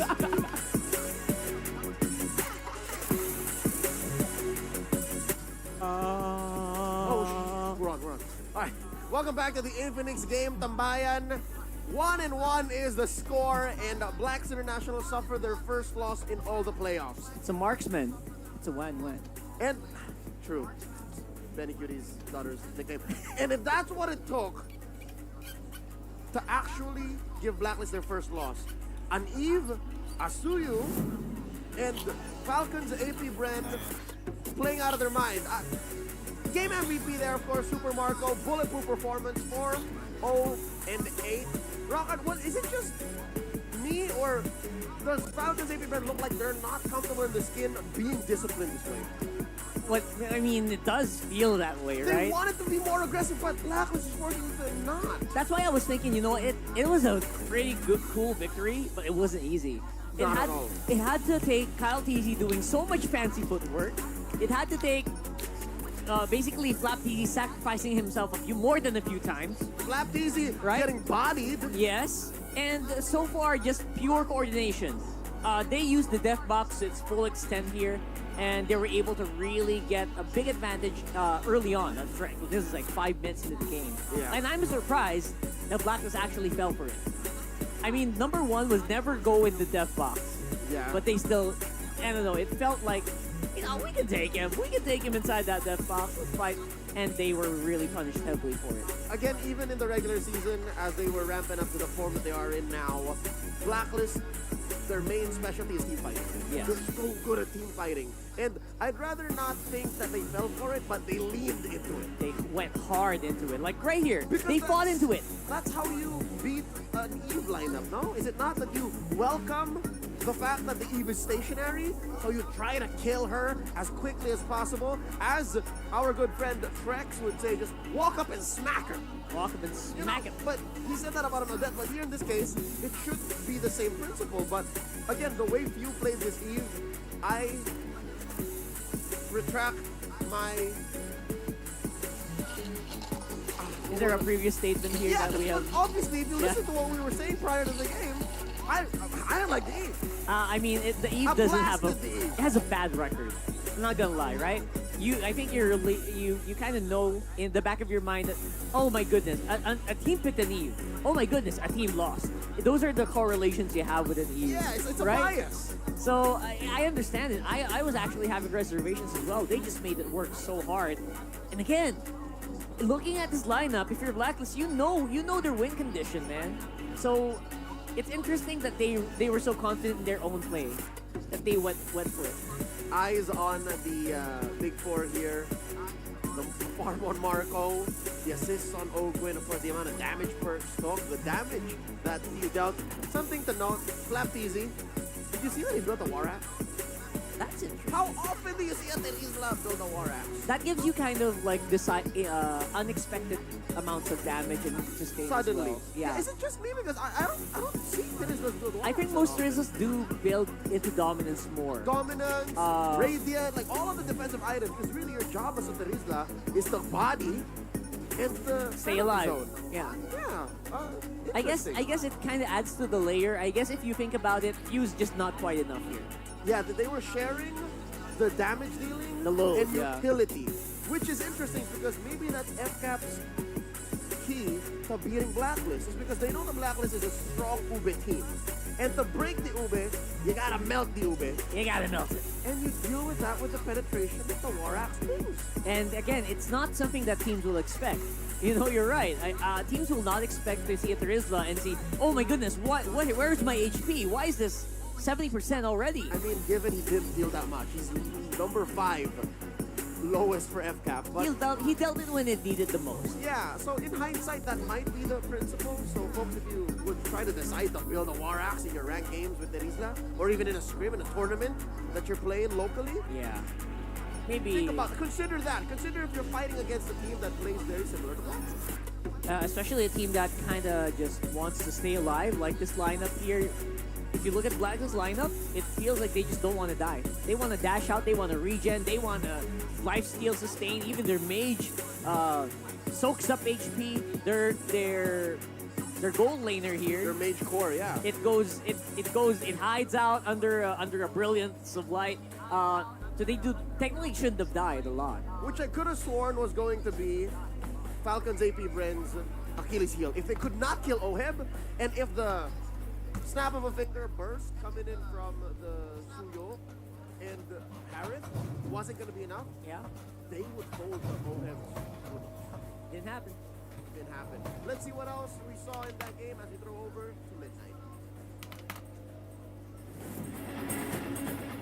Well, Bago's EP brand equalizes the series against Blacklist International with their own Ube strategy. Ano nga ba ito? Ating pag-usapan rin sa ating analyst na ano nga ba si Midnight, and we are going to be breaking down here the item choices and the timings as well of Bago's EP brand. As you can see, majority of the objectives went to Bago's EP brand. It was in their favor. Not because of Blacklist's lack of contention composition capability, but because of the power spike and the timings of the composition of Battle's EP Brent. Makikita natin na by the 5th minute mark, nandun na yung aggression ng Battle's EP Brent. It was continuous from their side. It was because of the timings of both the Suyu and the Arid. Lumabas yung kanilang objective taking capability. You have the Zaman Force, you have the damage output as well, and Blacklist International, all they had was the early game alpha jungling speed. After that, they didn't have enough catch, they didn't have enough team fight power to fend off against Falcon's AP Brand. That's why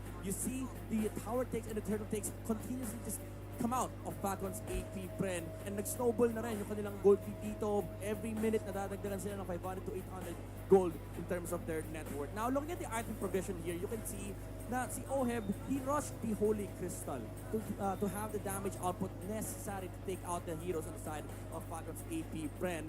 But when the time came for both Suyu and Harid to get their items, both the Starium Sight, Feather of Heaven, as well as the Hunter Strike and Blade of Heptasis, doon na natin nakita yung pag-arangkada or yung group up potential or group up capabilities for the side of Falcon's AP Brand. Continuously moving around as 4 with Flap TZ and Q initiating the team fight and the re-engage coming up from open. It really allowed Falcon's AP Brand to sort of deal with the lineup of Blacklist International. Also, maganda i-mention dito is yung mga Oracle pickups that came out from Falcon's AP Brand to add more magic mitigation against the Lunox and the Zushin pickup of Blacklist International. Smart choices and also smart game movements, smart map movements as well from the side of Falcon's AP Brand, and was really what allowed them to win versus Blacklist International. Now, before we move on to game number 3, let's talk to one of the players of Falcon's AP Brand, Flap TZ. Nasolve namin ngayong regular season is yung pagiging kampante namin kasi parang nasa isip namin lagi na walang makakatalo sa amin, ganun, pangit naman yung ganun. Kaya yun, ialis na namin yung ganung mindset at mas nag-focus kami sa sarili namin and as a team kasi nangyari na rin to dati and alam na namin kung paano lagpasan yung mga problema namin. Problems that you're problemating. A wake-up call because that's how this series started, right? Yeah. FCAP landed into this best of 5 belly up. It's a rude awakening with that 1-0, but now we're sitting at 1-1. Back to that gold lane matchup, the bulletproof performance by Marco, a deathless Harith. Is that the key here? Do you make sure that everything that's happening on the map is just too much so that Blacklist can't bear down on Marco? I think it's part that, right? It's partly it, because this is Marco this is the stat line of Super Marco that we all know. He's supposed to go bulletproof, right? This is why he's called bulletproof, and I think it boils down to what Falcon's AP Brand should actually do, and kind of similar to what Flap TC said. Just go back to where you were. I guess you kind of just fell into a trap that you felt kind of like a Titan. You're up in the clouds. You don't have a care in the world. People were just attacking your feet, but then you realize they got wires going up on you they now. Got 3D maneuvering 3D gear. maneuver gears, and that's not cool. Next thing you know, they're in your neck and it's So I guess the trick here is to go back to human form and level with people. Sorry. There's no going to human form. What is it? As far as people are concerned, Titans are a force of nature that live outside the walls of your city. Are they not humans? If Anyone once you who turn, hasn't seen season 2 onwards wouldn't know that. oh, I'm sorry. Attack on Titan. Right. All right. So So anyways, anyway, I thought they were. That's true, right? They just go back to. so become human. Understand Become- that this is a level playing field and There these it are is. world-class athletes that you have to compete against. Thank you for the clarification. Folks, we want to give a shout out to our mega restreamers who are live on their official channels. All right. Restreaming the MPL Philippines Season 14 playoffs. Catch them, and don't forget to give them a follow for more quality MLBB content. Yeah, we know who you guys are right there, especially on YouTube. A lot of people on YouTube.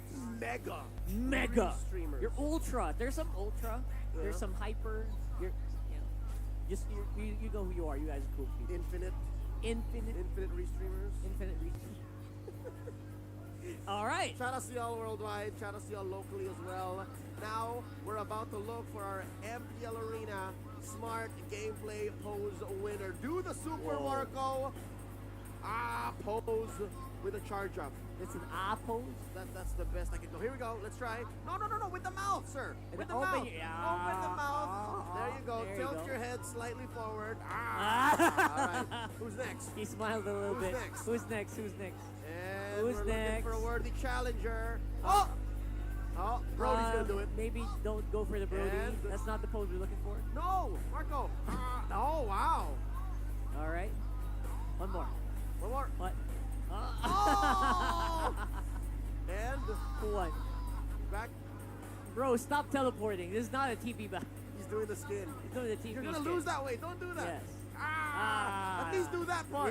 This guy's winning. This All guy's right. winning. I think he should win. There you go. He won. That's our win. There you go. Brody wasn't following the rules, dog. Brody, come on. Brody, shame on you. Listen to the. You're not listening, Brody. I mean, he's in the game, so I guess he just. He's in the he's in the league of his own, I guess. He's a world champion. He's a world champion skin. Can't beat that. All in consideration, talking about Blacklist, what they gotta do to recover, because again, momentum swings over the Falcons AP Bren. This is, just to put it in the context, Blacklist's first game loss in the whole playoffs. That's right. So now for the first time, they have to go back to the drawing board, back into their huddle, and say, now what? Maybe we have to redo something, or maybe they can just try again. Some teams do that. Yeah, Some for teams sure. go for like the redraft, like Super Blitz draft. You know what? Gentleman's agreement. Fight with me. Come at me, bro. But knowing Blacklist, they're likely to just reiterate and build about the same kind of lineup. Yes, they're trying to go about their own identity, which is something that they've been working on for the regular season, and I think they have found it. And they got to do that from red because Falcons AP Bren picked blue, and because of what happened in game one, they now just have a 67% win rate on blue with a 65% side selection priority win rate. Still pretty darn high. Okay, so considering a red side Blacklist yesterday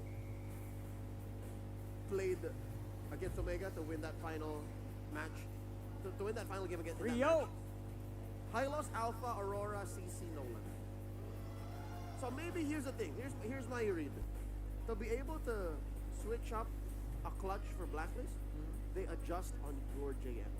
Lord JM on CC is pretty something. It's something. It's really something that you don't really expect that much. And for the most XP laners here as well, they don't expect that kind of play. But it does limit what Lord JM can do. This time around, 2 targets for the most part. Which, if they do that, if they go for the CC, they will dominate at least the laning phase. Yeah, but it's not just the CC specifically. I'm saying change the priorities that the XP lane has to do, and reallocate the priorities. Reallocate. So in this case, since the CC was kind of a little off, maybe put a more proactive hero on Haji. Right? Here he was playing the Aurora, so maybe now if the Louis gets banned out, switch it up to a Vexana. Switch it up to Valentina. I mean, these are things that you also kind of just can play against AB Bren with, especially with their tendency to go Faramis. That does sound kind Haji of Val. the point. Block out the Edith because you are on the Val. Edith, by the way, surprising we haven't seen it today so far. Ain't nobody care about Edith no more. Interesting. I saw Edith crying in the corner in the bathroom. Oh my goodness, really? I wasn't I hope in the- she's okay. I wasn't in the ladies' bathroom. I just heard. Someone was Edith's crying a in little the voice line of Edith. Yeah. So yeah, again, Edith is seemingly going the road of Roger. Edith is going down the road of Zaz. These are heroes that were big in the first half of the regular season, but now they're about an empty husk of what they were. Yeah, but it feels like it's still pretty much on the table. Yeah. I believe it's a big playing field for Edith. On Rome, Hylos just gets Hylos Gatot, Picked these up, are your yeah, heroes now. over Where and is over the again. Cho? Where is the Cho? Does Perks have a Cho in him? Tigreal. Where I mean, are if these you're heroes? talking about setter heroes, Cho is like maybe number 3 in the Perks playbook. We're still looking for that Tigreal, bro. That Tigreal, come on, bring it out. That's his number 1 pick, Yes. by the way, across the board. Let's see. Game number 4 is upon us. Rather 3. I'm on midnight time. You're on mid. Game number 3. Something about the series makes it feel so slow. But when you're in game, you're like, what? Especially here, especially in the decision making, I love the high loss ban. I think that deserves to be banned all series long if you're Falcons AP Bren. Show. But now you're gonna see a lot more stuff open. I'm surprised that we haven't seen a Fanny come out yet. I guess neither of them were confident with that. Yeah. I was expecting maybe Call of Duty to bring it out once or twice here. Suyu, Ling, Haya, like these are just higher priority picks. Yeah. Nolan even. We got one more ban for Coach Bond. And there's the Moskov. So that leaves Suyu open. And lo and behold, it's not gonna get picked up right away. So they're baiting out the Suyu. And you know what? We were talking about this before the season started. MP the King feels like he is the prime Suyu player. Is it though? Because he still has all of the So space in many the stuff. world. Bane. That, but hey. But also Alpha. Alpha's too good. Alpha didn't get They've banned? been winning with it. Dude, Alpha is 2024 blacklists Fredrin on Wise.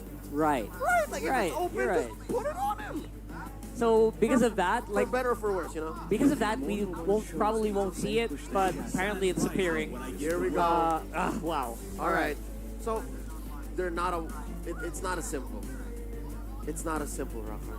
So now they finally get it. This is MP the King's first Suyu game, if I'm not mistaken. 'Cause I game one he believe, played the yes. Ling. Yeah. Game 2 he played the Alpha. So here Three we go. games alpha in the previous series. Correct. So this is the first Suyu for MP, and I'm excited. It fits his personality so much. That's right.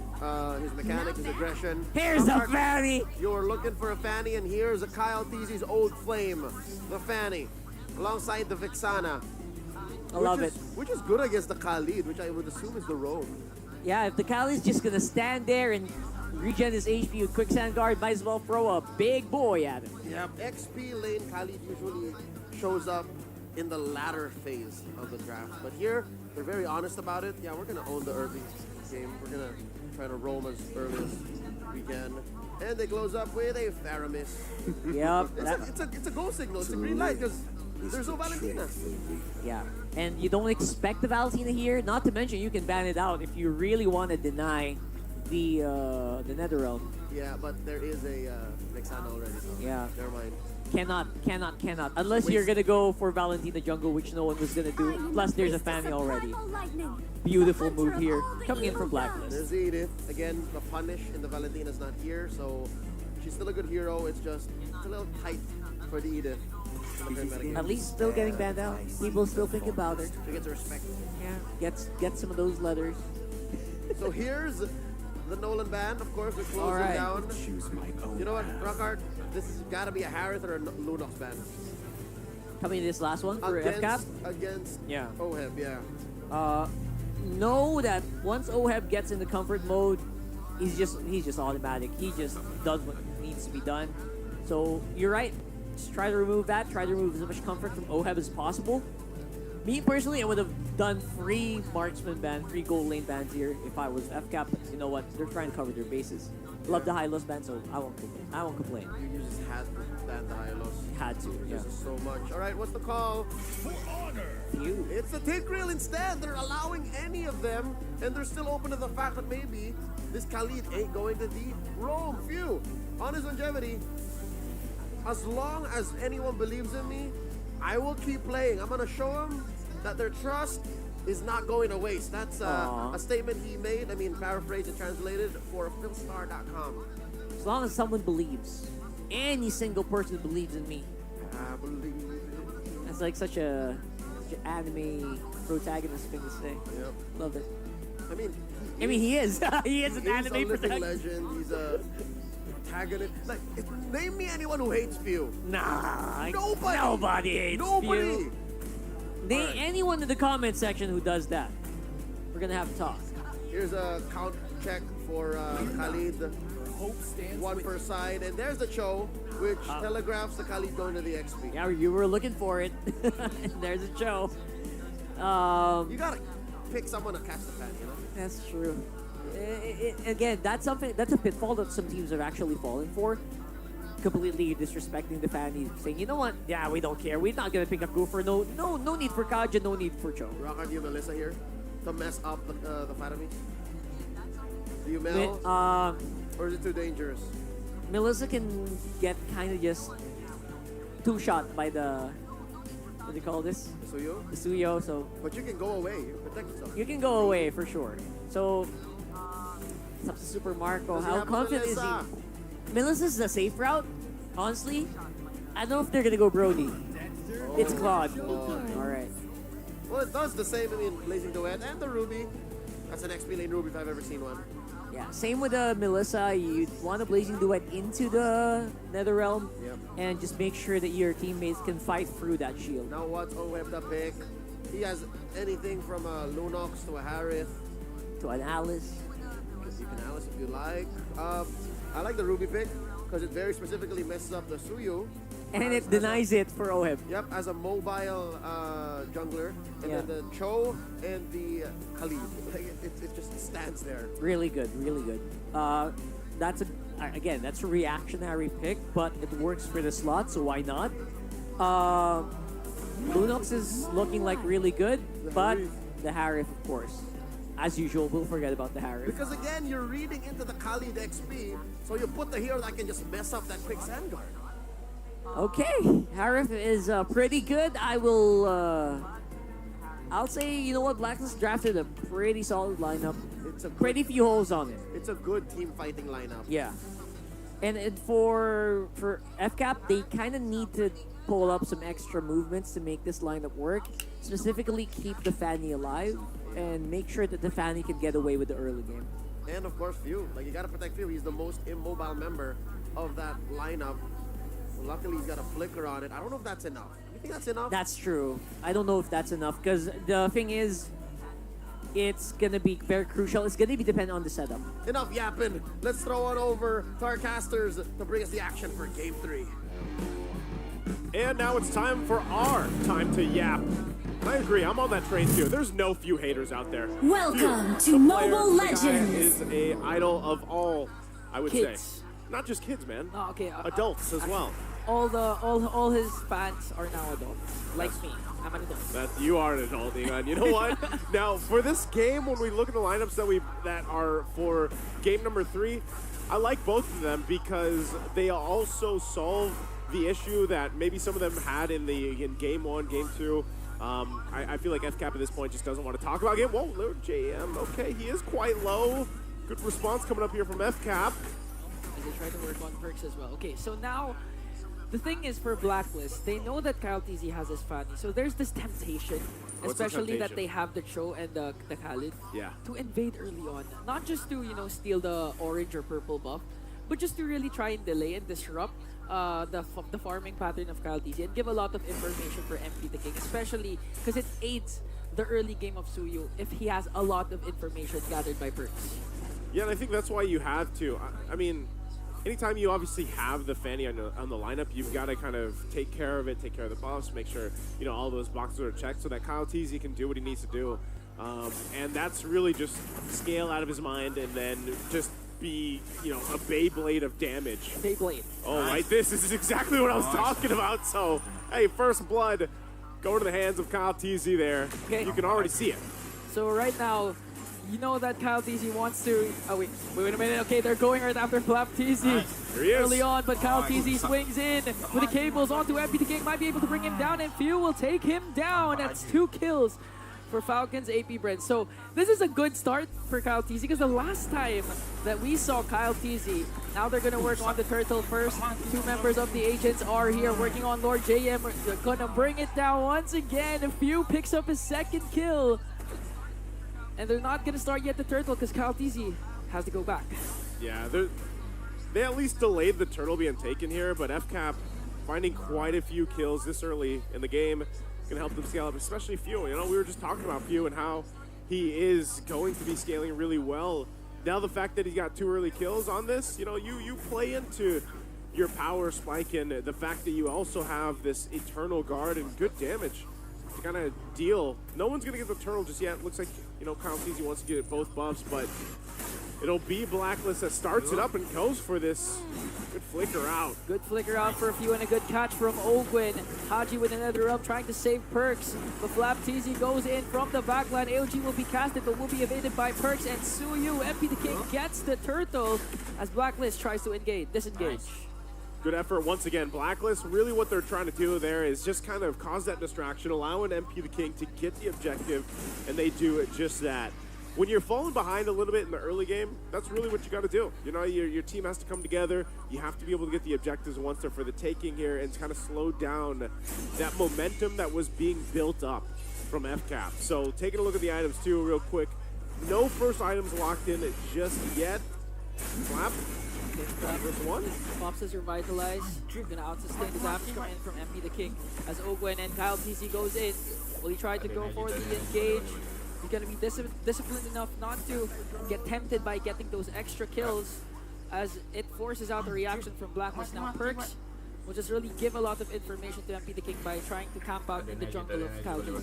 Yeah, this is the thing. Anytime you have that Cho locked in, man, like you have to be going, providing the vision, mid lane. Good catch there for Ogwen. That was one of the most obvious catches that we know is gonna happen, but it still amazes us. Yeah. And it gets a kill onto Haji.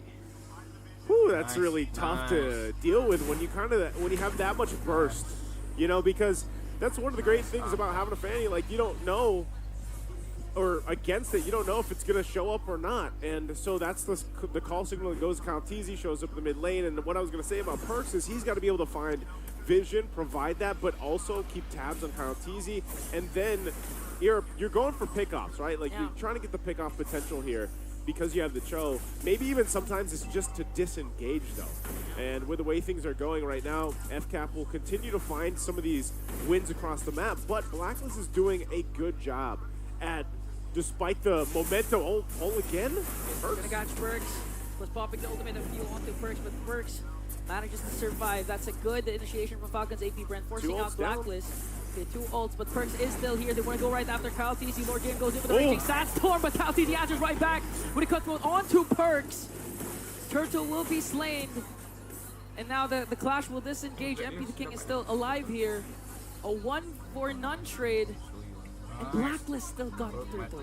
Yeah, you gotta give it up. MP the King, despite all that chaos, goes in, gets the turtle. Those were 2 pretty big ultimates, though, used earlier on against Perks before the turtle was actually committed to. So, like I said, Blacklist will try to find what they can, keep things steady at this point.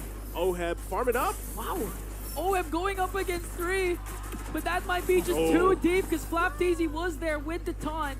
And they're going to shut down the Filipino sniper. Haji wanting to go right after Ogwen with the Ghost Bursters. Flap TZ Super Marco continuing to work onto Haji. Okay, Flap TZ goes in up against 3, Perks with the kick. But they're going to be able to survive that though. No trade for Blacklist that time. Yeah, no trade. Flap there just the whole time on this. Got a Kacha as well, so he's going to be, you know, causing a lot of issues when he's just roaming around with everybody else. And you can see how tanky he is, plus the Revitalize when they have that available. So trying to hold it down. There's still some good pushing, of course, happening from Lord JM. Not sure if he continues. He's going to cut that wave. There's the jump. AOG, I am offended. There's literally no escape for Perks. During that time, got bursted down by the hands of few.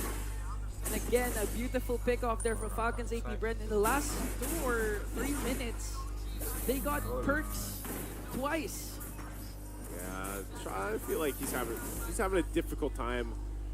I think it, you know, like, especially for Cho, it's hard because you're trying to provide that vision, but then sometimes when you get so crowd controlled, thrown up into the air, whether that's Avatar the Guardian or the Eternal Guard, you know, you only got a flicker, and you have to, you know, of course, like, you can get out of some of the crowd control if you can know, but it's still, when it's layered properly, and that's what FCAP's been doing every time. Perks' job is so difficult here.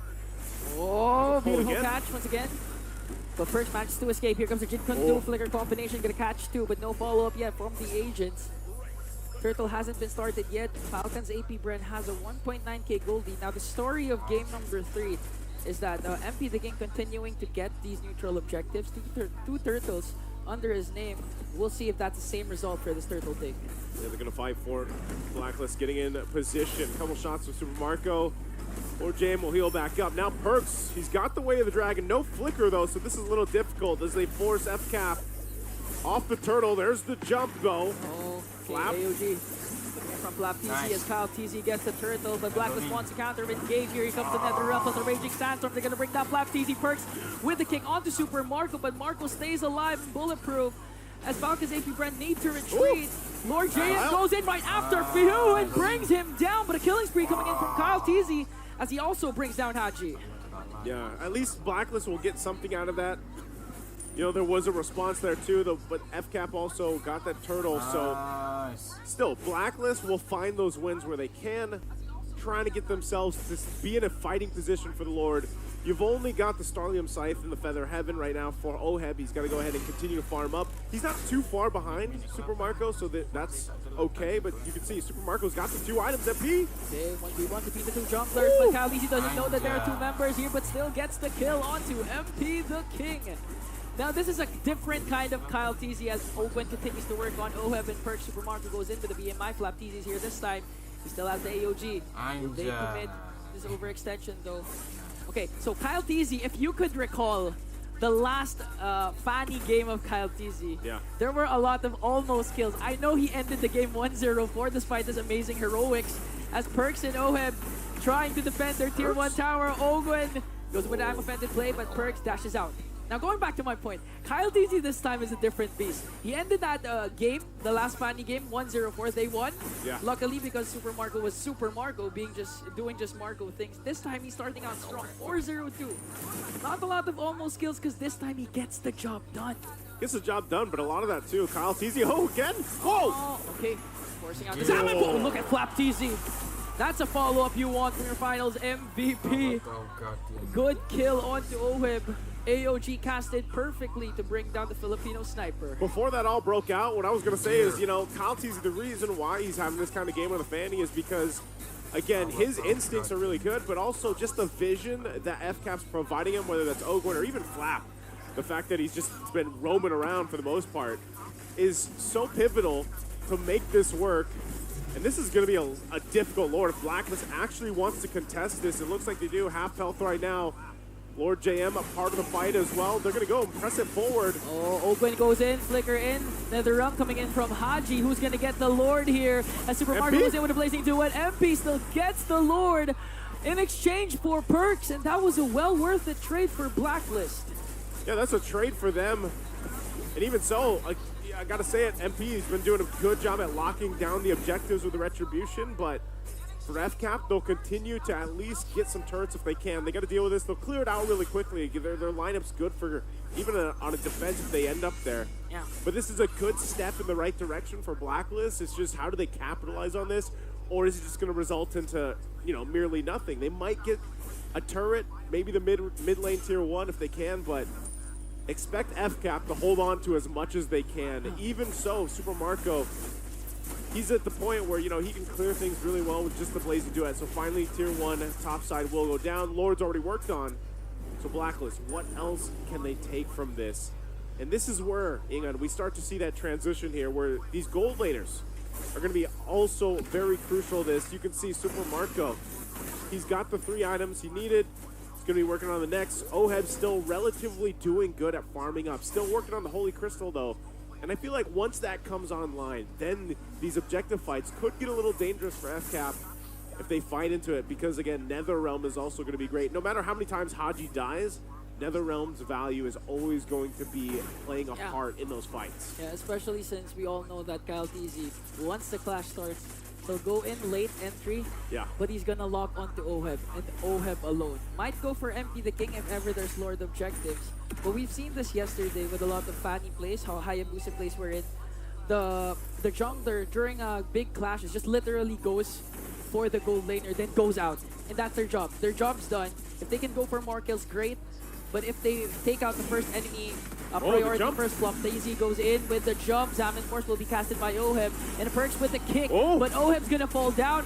View as well. The clash is still going. Kyle Daisy goes in for another kill. Brings down Perks in exchange for Super Flap Daisy Marco. this time. Owen still here. Super Marco as well. Goes in with a BMI. Locks his target onto Haji, forcing Haji to walk away. If only they were able to rotate a little bit faster and be part of that fight a little bit sooner, that would have been a easy pickings for Super Marco. But great play once again from Blacklist. Look at Kyle. Okay, goes in for the cutthroat, but MBT King able to sustain that though. Luckily he was in his immortal state, wherein he has extra additional damage reduction. And with that play, he's still able to get his orange buff. It's gonna be fine. But you can see those windows for Blacklist International. They're there. The fighting potential is there as well. I think this still goes to it, you know.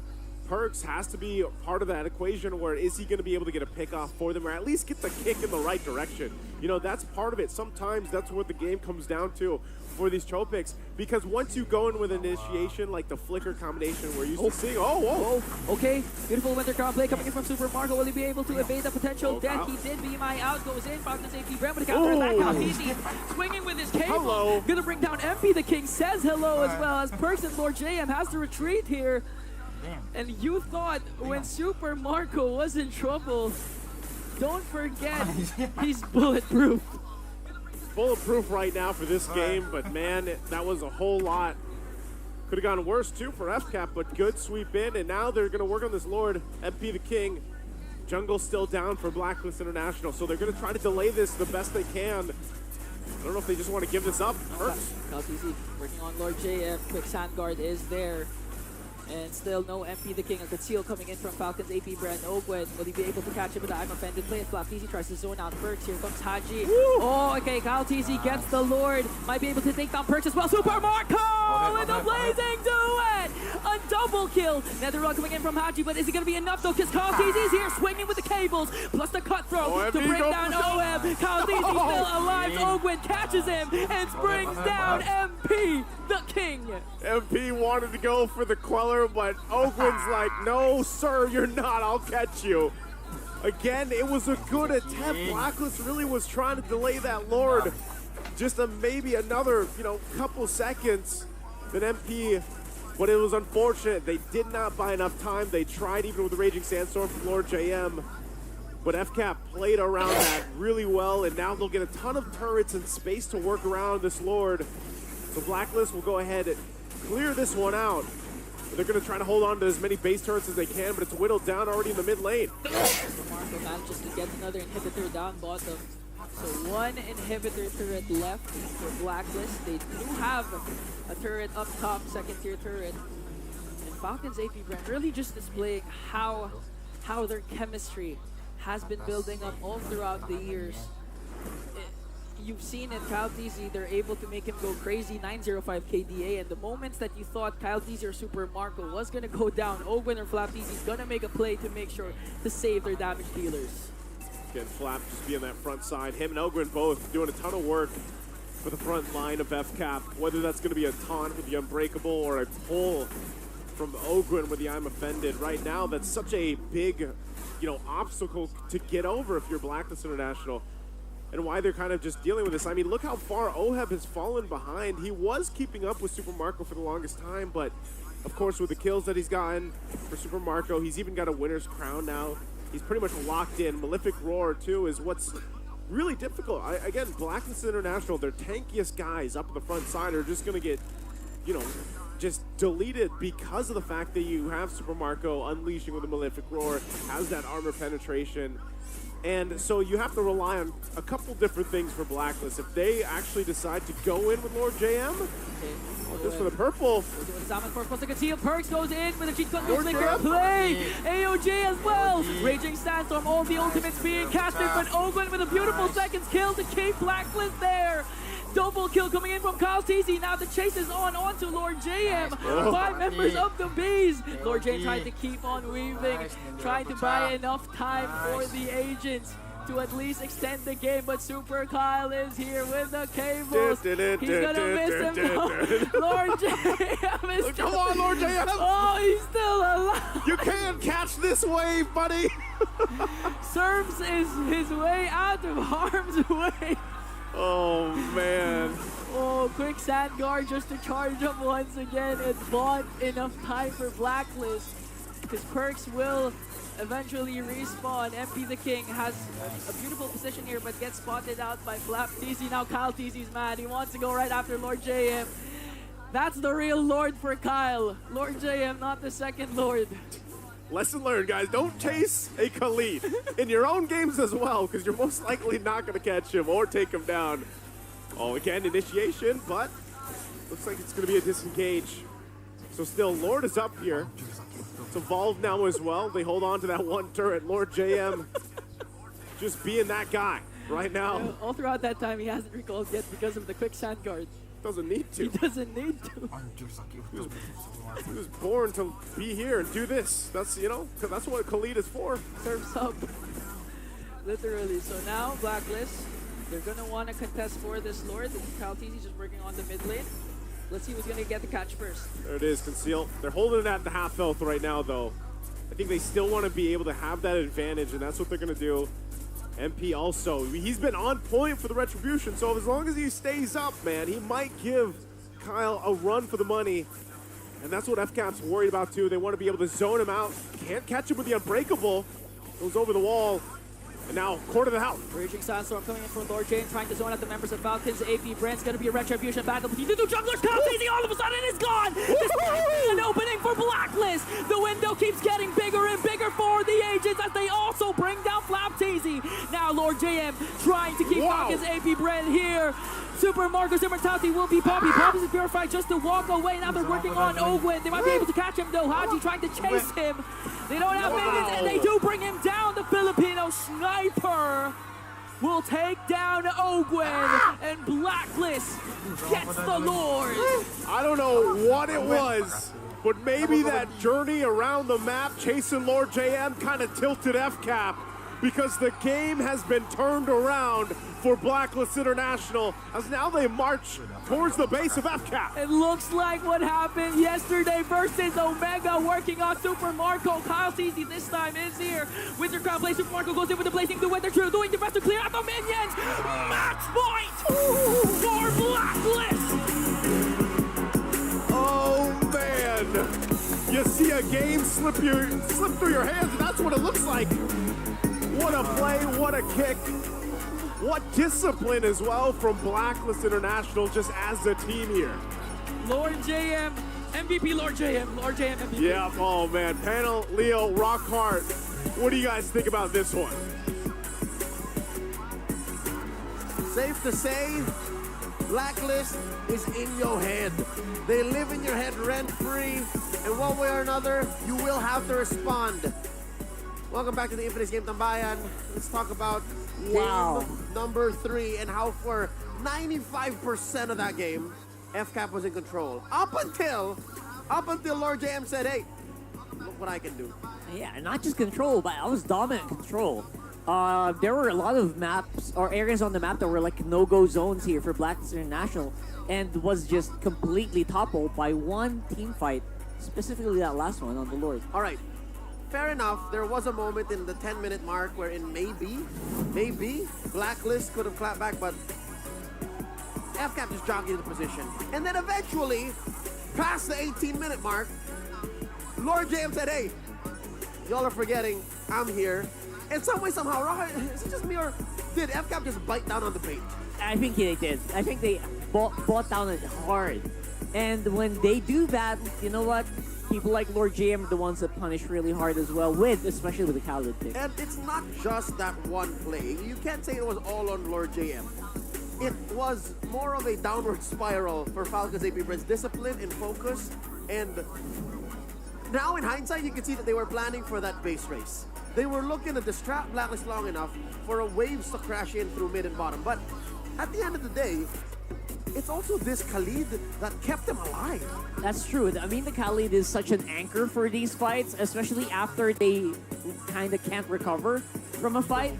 And then again, this big one. This Kyle TZ disappearing here surprised me, to be honest. 19 minutes in, the death timers were so deadly. And Blacklist, they knew the mission. The mission was to hunt down these members one by one, make sure they can't fight back.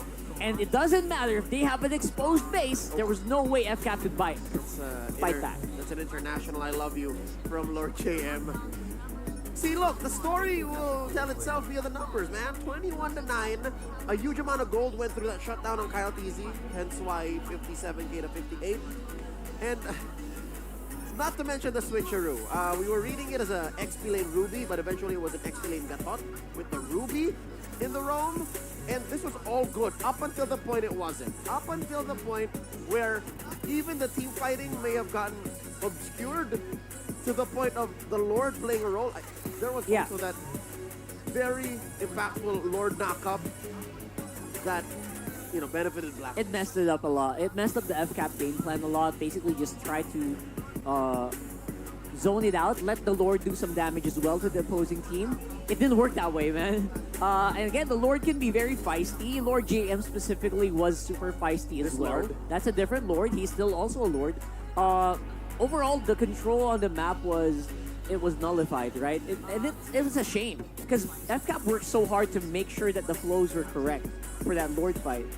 And that last one, and again, Lord JM really got into their heads, I think. The fact that he's not on the big four means his effect on the game was intangible. Psychological. It was in that moment that it turned the tides. Look at the rich guy, Oheb. A good majority of why this GPM is the highest in this game is maybe because he got the shutdown gold and suddenly it spiked. And when you calculate for that on an average, it's higher than however much Kyle or Marco could have farmed. He also got all of the assists after. so After that. there's a lot of gold on Oheb, but despite his average actually struggled. Yeah, Oheb was barely staying alive here, actually, for a majority of this game. And look at him, dealing the final blow and making sure that they could also chase down Ogwen inside the base of FCAP after that happened. And a good chunk of the damage he dealt was actually in the mid game. Because if you remember, Marco got away with a lot, Kyle got away with a lot of Falcons AP Bren could have fallen if only Blacklist had the closing power in the early to the late. Now we're approaching ultra late. That's where suddenly their clutch genes come in again. Flap easy damage taken is also the number one. He's a sandbag for this game. 160k about. He's number one in damage taken in the whole league. Yeah, I mean, this is his job. No surprise, right? The way that Flap Easy plays is pretty much in your face each and every time, and he picks the exact heroes that needs to be picked in order to do that.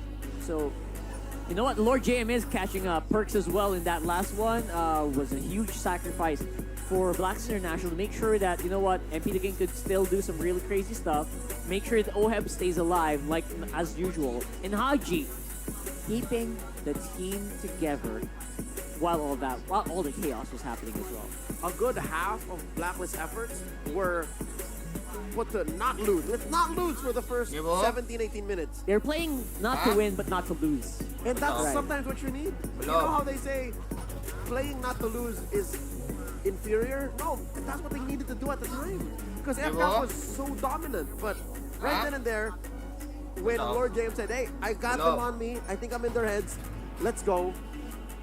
They just needed that little nudge from the Lord. Yeah. This Lord and the other to go for the win. It was the second part of that one. What we were saying that you don't always have to play to win. Sometimes you just need to know which battles to take. You just have to choose which fights to go for. And FCAP went for a fight they could not win. They can't even start it against Lord JM. Yeah, and they were doing that. They started that fight in a weird position where the rest of Blacklist are already surrounding them. Yeah, and they were giving up map space that could have been taken care of if they let go of Lord JM. Wow. So now the question is, was that a big blunder? Could they have done so much better? Let's dig deep into the details and go over to Midnight to tell us more.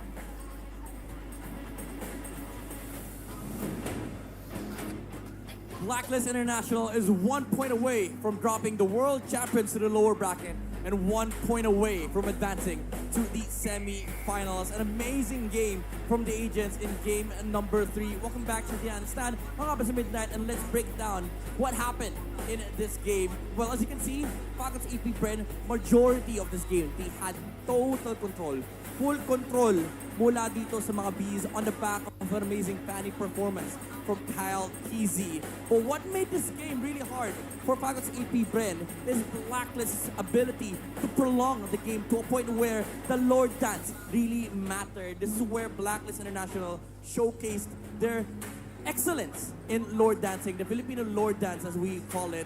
And makikita natin in just a bit yung replay kung ano ba yung nangyari dun sa last fight. It was the micro decisions that allowed Blacklist International to take that Lord away from Falcons AP Bren. Now, this clip, makikita nyo na yes, nakuha yung retribution, nakuha ng Blacklist International yung Lord, but if you slow it down even further, what happened here was Lord JM used the Raging Sandstorm to dissuade Kyle Kesey to getting into position to contest the Lord.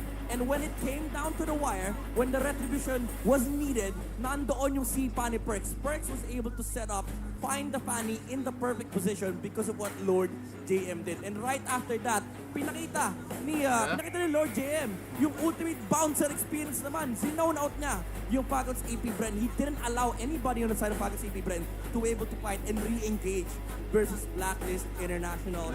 Key decision making here for both sides. Again, Raging Sandstorm dissuading Kyle Kesey to get into position, and it allowed Perks to find the Fanny with a flicker kick. And you know, MP the King was able to secure the Lord for Blacklist International. And once again, Lord JM on the outside of the box here of Blacklist International, zoning out the remaining members of Falcons AP Bren. Even Super Marco was not able to find his footing back to that team fight. Excellent Lord Dance performance coming out from Blacklist International that allowed them to net win on game number 3. Very, very incredible decision making, very incredible position, and an amazing game altogether from the side of Blacklist International. Those key moments are what allowed them to steal the game away from Falcons AP Bren. Now the question is, can the Bees bounce back? But before we move on to the next game, we're going to be going back to Mara Aquino for a little bit of an interview here in MPL Arena.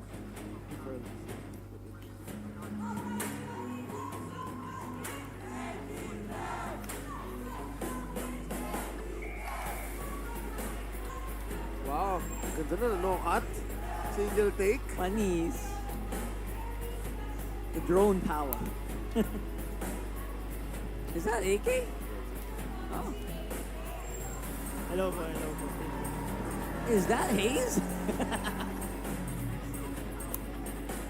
Sobrang hype po and sobrang intense dito sa venue. And talagang makikita mo kung gaano ka-passionate or gaano kamahal ng mga supporters, yung mga teams. Kasi kada situation, makikita mo pag may errors, pag maganda yung result, makikita mo dun talaga sa mukha nila or sa reaction nila. And sobrang sarap sa feeling. Dito mo mas ma-appreciate yung esports sa mga venue na ganito, sa mga event, na talagang sobrang sarap maging part ng industry na to.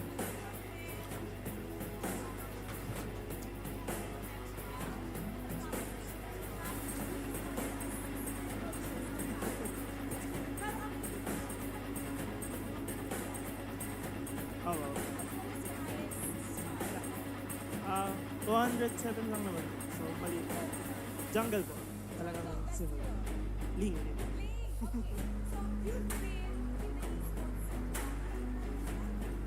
Nasa esports scene na po ako 4 years old. 4 years old po ako nag-start.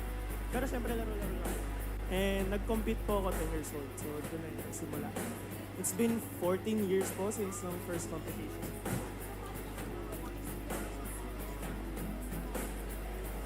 Siguro yung sa sobrang tagal ko na rin po kasing ginagawa to. And syempre may mga matututunan ka na eh. Yung una kong natutunan, yung learn to accept defeat with grace.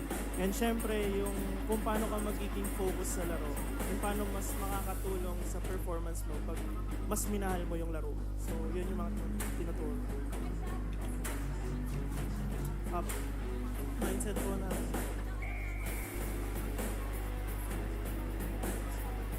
discipline. Pero ano yung mga na-apply mo dito at nakukuha din ng Falcons AP brand mula doon? Actually, parang ako pa po yung natuto eh. Kasi, syempre from solo, na yun nga yung genre ng laro ko, is really different compared dito po. Ang ginawa ko na lang po is, syempre, kapag kahit naman team game, meron ka pa rin tinatawag na judgment call. So parang papaniwalaan mo yun, and at the same time, syempre, kailangan mong makinig din sa team or dun sa captain. Kasi syempre, mas maganda pag as one kayo and nagko-connect yung mga like yung nag-sync kayo, so yun. Let's see how Falcons AP brand will adjust dito papunta sa ating game number 4. Babalik na tayo sa ating panel. Tulungan mo ako dito, okay? Panel, pasok! We'll hear from AK, who is also a semi-pro. There was a time in his career that he actually played collegiate and semi-pro OVP. And a legend in his own right. Yeah, he was very humble about his experience in the land of Don, but if you know, you know. That's right. He represents the Philippines in different disciplines as well. So big props to that guy. And I'm surprised to see he was actually assistant manager. That shocked me. So, you know what? So many people watching here. I'm sure we'll have more spicier personalities coming in soon. So excited for that. All right, snap back into reality. Game 4. We are at match point. Blacklist International, through the help of Lord JM and of course Perks' his catch on the Coyotes, who was seemingly unstoppable and immortal up until he wasn't. Clutches a Blacklist from sure defeat. I'd say about 90% of that game was F-Caps to lose. 99. Make it 99. Up until suddenly Blacklist out of nowhere takes it. So now, at 2-1, you wouldn't be wrong to assume that FCAP are trembling. They probably are. I mean, they're professionals, and you know they've been here before, and they know how to bounce back. But sometimes you can't help but say, "That was ours. How could we have done that? How could they have gotten away with it?" It does affect, right? And players have been starting to talk about like mental fortitude. Obviously, they have that in spades. But then again, you're in a position where the team that was unexpected to make it into this stage actually are the guys giving you the beating. I believe it's really hard to really play cleanly after a match like that. Yeah, that's one way to look at it. You know, frustration could arise and say, how are they beating us? Why? Yeah. Especially what happened in the first 15 minutes. Why? But since this is FCAP we're talking It's FCAP. about, and you heard it from Flap himself, you know how few looks at situations like these. The rest of the guys, I would assume that they're saying, hey, it's not so bad. Yeah. This is a challenge. Yeah. This is just us needing to rise above the occasion and do better. This might be one of those times where you just have to push the switch, like Ogun says, just come together. So Play together. how do they come together from red side? Because Blacklist choose blue. Well, in that regard, I believe they might be the team who will have to play a bit more reactive. Because last game really was Blacklist was playing super reactive in that last one, even on the draft. That's your read. That's your read here in this best of 5 in Game 4. The reactive team who's able to kind of, slip between the cracks and find a way in. Find a haymaker, Wins. Yeah. Because it does feel like that way, even ever since Game 1. The team has been answering has been the team winning. Yeah, so it's not who's in full control asking the questions. Yeah. You have to find that right window and then maybe. So it's a momentum breaker. It's the guy who's like behind, who's against the ropes. Uh-huh. And then finding like that bouncy area and we can bounce So back. rope-a-dope. Who can rope-a-dope? So in my read, that means Falcons AP Bren, the Valentina or the Faramis is going to play a key role. If they can somehow end up with either on red, first phase, that might be the trick. I believe you because the Faramis just gives you like a second chance, right? Yeah, the Vixana, I don't think that's a very reactive hero. That's a win right here, right now hero. It's like, I'm going to throw this down. You guys better follow up because if not, we're doomed. Something like that, right? Yeah, so following that logic, if they can play with the Valentina or the Faramis, then they win. Yeah. Rockhart, given how great Blacklist is at team fighting, do you think the Eve is going to show up again? Because that might be key. I don't know if you're going to fall for the same trap twice. It's unlikely. I don't know. It might show up, but the question is, will it work the same way like what we saw, Can right? you get Blacklist again? Yeah, exactly. Can you do that Get twice? Blacklist again. Ladies and That's a gentlemen, tall order. Blacklist International, if they win this game, they move on through the upper bracket. Just one best of 5 away from representing the country at M6. It's that close. It's that urgent that FCAP wake up. Blacklist taking out the Fanny and the Phobias, while AP Brent, Falcons AP Brent, take out the Chip and the Matilda. There's the Harris. So, you think they're gonna start choking down on the Nolan this early, or rather the Nathan? Nope. High loss. Okay, almost forgot about the high loss. That's a perk special. Right now, Suyu still feels like the prime pick here. Picks that can kind of just answer that might come in. That's close. Sushin! Sushin, wow, all right. Okay, so Suyu open, Valentina Vexana open, Gatot open. Gatot's great. Especially with... the problem is it's great with the Sushin. I'm not sure if it's going to get picked up in Falcons AP brand. They've shown 2 games on it, right? So... There it is. Third game with the Gatot. Yeah, check out the red side win rate for Falcons AP Brand. 60%. You're taking account the regular season. That's right. So now though, Everyone chose me to a different story. There's a Suyu. All right. Suyo and Gatot, kind of not unexpected. Wherever I go. That's And the this Alpha is Rafaela. Woo! They didn't even blink rock hard. They just said, you know what, Alpha, I saw that coming, but the Rafaela this early. Last time we saw Rafaela, which was yesterday, Game 3 against Smart Omega, it was in the last 2 picks. It was a big haymaker. It was something that you really can't really plan for. This time around, they probably can. Yeah. A little bit. Yeah, definitely this is blocks out the Eve. Yeah. Now, their mid trio is secure here for Blacklist. I believe that's pretty solid. You can really work on that. Add maybe another wall and then another backline. Yeah, You're good. there's a small chance that maybe this is an XP lane alpha, but no, knowing MP the King, knowing Blacklist, that's it. Easy on take it. And Blacklist is one team that's not known to disrupt what works. What? Wait! No way. Didn't we just talk about this before the Logic out the draft? window. It happened yesterday. It's the same thing. It's the same trap. Did they lose in that one? Am I remembering wrong? Didn't they even lose in that one? I mean, it's a mechanical.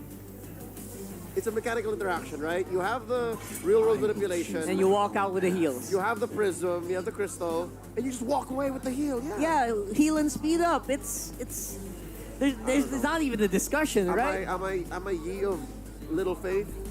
Are we blasting this Eve too soon, man? We might be. Well, here's the Bruno ban, the combo to the Rafaela, and then the Arlott to put into the real world manipulation. It still feels like you have to go marksman here, so Carrie might be the one that you're looking for. Yeah, Carrie Eve. Yeah, Carrie can kind of just blast through the Gatot, blast through the Eve pretty quickly. Oh, Rafaela.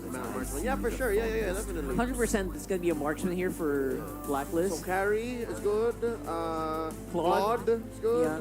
Although the Claude doesn't need the movement speed boost. Pretty good on its own. Yeah. Maybe that will open you up for the Rafaela to go other places. That's true. Yeah. Not. The Rafaela's going to play role, man. I mean, like go to other lanes help out other lanes. Yeah. Yeah. All right. There's the Moscow. I didn't think the Moscow was still left open. That's one good marksman right there. Yeah. So what does Falcons to do here? Do they take the carry? Sand rises when I give They take the Khalid! Oh, Khalid on Rome again. Yep, likely.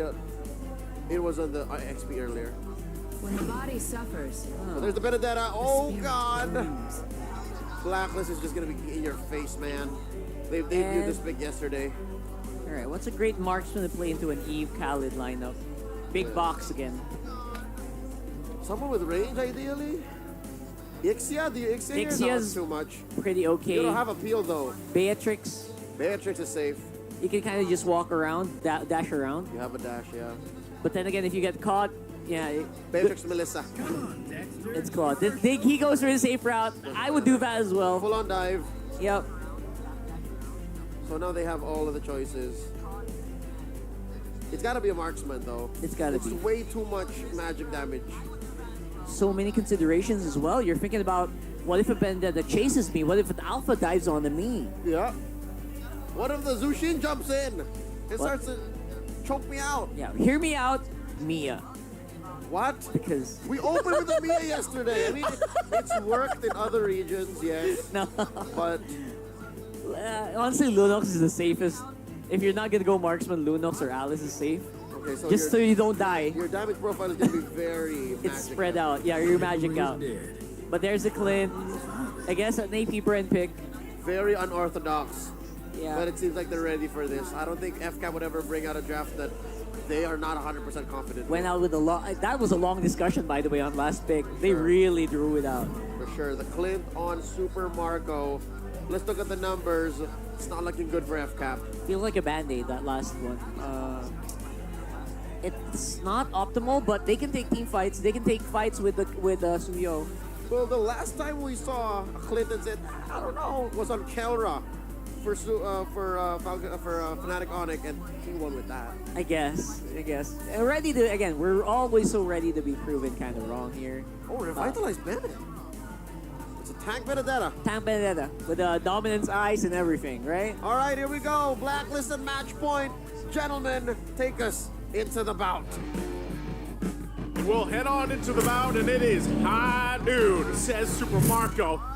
We'll find out. Welcome if to they can bring Mobile it to a game Legends. 5, 'cause, man, that should have been theirs the last one, but great response from Blacklist International. And yes, gentlemen, Lord JM running the revitalized, tanky Benedetta. We saw this yesterday, but also from our old friend over at Diablo in MPL Singapore. He loves to do this. Yeah, so we can expect Lord JM to be a menace again, disrupting Falcons AP Brand's rotation, their plans. Not necessarily go for the kills, but to do enough to force Falcons AP Brand to react to what Blacklist is doing. Because again, if you just tuned in, you missed a huge play. Lord JM with the Khalid chased after 4. There was even a Fanny from Kyle T's. He manages to escape. That actually made them win game number 3. That's why Blacklist is on match point now. Yep, match point here at this point. But you know, I have to kind of echo some of the thoughts here of the panel, because you know, Rockhart and Leo made good points. I mean, even for Few to bring this Eve, your game plan throughout this game and everything else is kind of, it's more so like one-dimensional, where like you really need to be fighting around that real-world manipulation. That's what you're going for and everything. And yeah, even with Rockhart, what Rockhart said, like, I feel like Super Marco was almost in a position where he just ended up picking this Clint, and they got to make it work, because look at this, before the turtle breaks out. Okay, they're going to try to make it work. Lord JM manages to escape. FlapTZ just goes in with a quick sand guard. That was 4 members of Blacklist trying to burst down Falcons AP Red. So, okay, the last time that we saw a Clint, as the panel mentioned, was with Kelra. And Kelra shocked the world, proved the haters wrong, that Kelra is a good pick when push comes to shove. Kelra's a good pick, or the Clint? No, the Clint there you go, in Kelra's hands. Kelra's always a good pick, But too. what I mean, enabled Kelra, yeah, by the way, yeah. But what enabled Kelra to activate the Clint early on was a huge dominant start from King Kong. So that means, Kyle TZ, if you really want to serve up Super Marco, eventually lead his power spike, he needs to step up and get those early game kills with the Suyo. He does, and I guess, you know, in a way, that's really what you are going for anytime you even have a Suyo in your draft, right? And I think that's why also for Blacklist International, they went with that whole, let's just kind of extend these team fights, let's go and heal through a lot of this, because they have the Rafaela. Not only that, but even the Revitalize will help them. And if they get to the later portion of the game, the amount of utility that they have and the amount of angles that Blacklist lineup can come from in a team fight or a skirmish is good enough to fight around the box. You know, that's really what we're looking at here, because you're able to find your entry points for Oheb later on, especially with this sprint. Like, that alone will also make him kind of hard to catch and able to go and put pressure, even if Few just sets things up with the ultimate, you know, if they decide to go that way. Yeah, and actually, the Blacklist lineup right now is actually misleading. You'd think they lack crowd control, but what Perks have shown us yesterday when he picked up the Rafaela, I don't know if it was game 2 or game 3 up against Omega, but leading towards that game win, they had an amazing three times he popped his Holy Baptism setup for 3 crucial times towards the ending game. That's why they won. So Perks isn't going to be a defensive kind of Rafaela. He's going to look for those Holy Baptism plays for the setups. Yeah, be a little aggressive here for Perks. It's funny too, because again, that last game, you know, I was saying even throughout that, like, man, he hasn't found the kick he was looking for, and then at the end, he found it. Whoa, top side. Speaking of find it, they're going to find Lord JM as he pops his Revitalize and Electro Final Blow just to walk away up against Flap TZ and Kyle TZ. So that's a resource down when it comes to the second turtle. So Falcons AP Brand, okay, they know this idea, they have this information as they try to work on Lord JM again. And this is what we were saying a while ago. Lord JM, he's not going to go for those kills. He just really wants to disrupt the formation and the pattern of Falcons AP Brand. He wants to, but right now he's just going to go up. They might have to give this up because of the fact of what FCAP just did. And it looks like they'll do just that. So Turtle for the taking here. FCAP will secure that one. And all that was played off the fact that they got those resources out from Lord JM.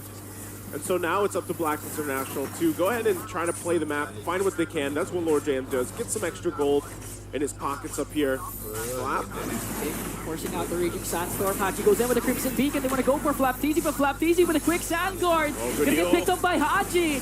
But the sustain is not there as he goes down. But Lord JM as well up against 3 members of the Bees. Good trade. XP for XP. Duke it out with that, but that's what Lord JM had to do.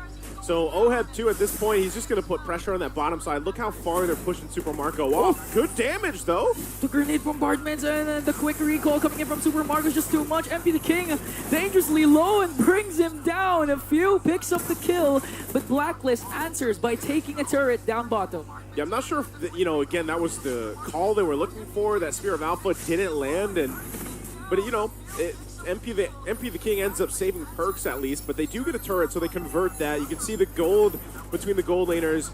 It's pulling ahead for Super Marco at this point. He's going to get the turret in response too, but everything else, everywhere else, except aside from Few, because he's got some of those early kills, they're getting that lead that they need, you know, and they're building up for it. Lord JM got some extra gold ahead of Flap, but ultimately, it's nothing too crazy that Blacklist International cannot handle before the next objective. So really what you want to keep your eyes on is where is FCAP kind of putting the pressure? What are they looking to lock down? If that means even just battle spells or ultimates and not necessarily converting a kill, I would say FCAP's happy with that on just getting the 3-for-3 turtles and not even having to fight because, again, they have an advantage with the lineup that they have around objective takes, and Blacklist will always have to look at a way to go around it. The only question is, do they have enough firepower at this point? Mid-turret tier 1, going to be worked on, but it's cleared through by Lord JM with the Electro Final Blow. Oheb will still stay top side, so it might look like Blacklist will just give up this third turtle here unless MP can do something, but it looks like he's going to be too late. Cross-map play for Blacklist as they try to go for Flap TZ and the tower again. Haji with a Lantern Flare, but Flap TZ remains unbothered. Oheb's going to successfully take down the turret, but okay, they're going to look for Oheb, and they managed to find him! Recall!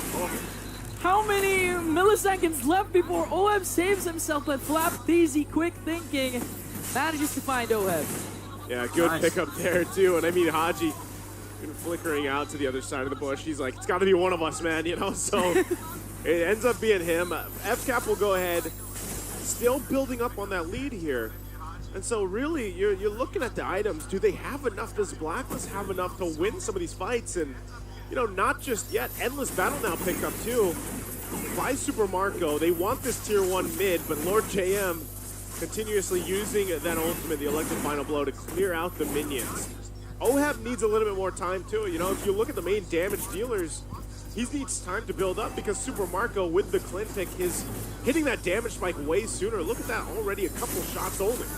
Okay, Lord JM goes in trying to turn out 3 members of Falcons AP Bren, and I do agree, not just a couple of times, a lot, Oheb needs a lot more time to farm up.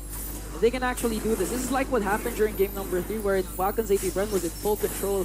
Then 2 crucial plays rather, turn things around for Blacklist. So right now, in terms of team fights, they can actually handle the damage that Falcons AP Bren is going to give, especially when it comes to the late game. Because again, Perks has this Rafaela. Now the question is, will the setups connect for Falcons AP Bren, for Flap and for Obit? Because if it doesn't, it might be a different story for the agents. And that's the difficult part of it for Blacklist International is you're not really going to be the ones to initiate a fight. Like, unless for some reason MP the King ends up getting a, you know, Spear of the Alpha set up. Perks does have the Holy Baptism, but you know, earlier we were saying, what if he's a little more aggressive? Well, this time they've got to adjust to what the lead is doing for FCAP right now. So if he's going to do something now, he's got a Flicker available, he's got the Holy Baptism, and they start up the Lord here. They're going to have to contest this one, it looks like. We'll see if they can pull it off. Half health right now on the Lord. FCAP in position. They'll take their time as well. And even with that Flask of the Oasis just being picked up here by Perks, that should help a little bit. But MP, well, they're going to get bursted down. MP the King pops his Spear of Alpha just to walk away. It looks like Kyle TC will secure this Lord. Flap TC goes in with his own real world manipulation is here to bring down MP the King as well. Few picks up the kill. AOT going to connect onto no one. Blacklist was able to evade that. Now Ogun might fall down and has a 3 agents. That's a trade. Blacklist got. But Kyle TC, Flap TC going for the backline, cutting their exit route, working on Perks. Few is going to come here now. Flap TC has to walk away because of the damage of Blacklist. So Falcons AP Brand did a very good job of not just zoning out Blacklist, but also securing the Lord and getting a kill onto MP the King. Yeah, even in that fight, Blacklist, the way that they played that, even with Oheb kind of like breaking ankles and using the sprint to go the other way, I'm surprised no one else went down, you know, because it could have been way worse. And they had the healing to prove it and sustain through that fight, but they still have to deal with this Lord push in because FCAP, you know, as hard as it is to get some of those kills because of just how, you know, dynamic and how much mobility this lineup from Blacklist has, they're happy to just go ahead and take the objectives. They got the Lord, they can get these turrets, get to the base turrets and the Holy Shields down from this. So they're almost in a position where it's like, hey, Blacklist, you got to do something against us. Otherwise, we're just going to take all your turrets and then we're going to take you to game 5. So Blacklist trying to hold on to what they can. Well, Kyle TC goes in with the Sun onto Lord JM, forcing out that elected final blow, but Lord JM remains alive. And now Falcons AP Brand, their minions are pushing, popping the Holy Shields. Blacklist needs to defend this. They're not going to lose any inhibitor turret. And I do agree with what you're saying. But wait, okay, here comes Lord JM, goes in with the elected final blow again onto Owen. Pops is revitalized. Here comes the counter attack coming in from Flap TC with a raging sandstorm. AOT gonna connect onto every single agent, but Oheb picks up the counter kill. Ogwen's gonna fall down. And that's the thing, they might re-engage off of this FCAP on the retreat. They don't have Ogwen.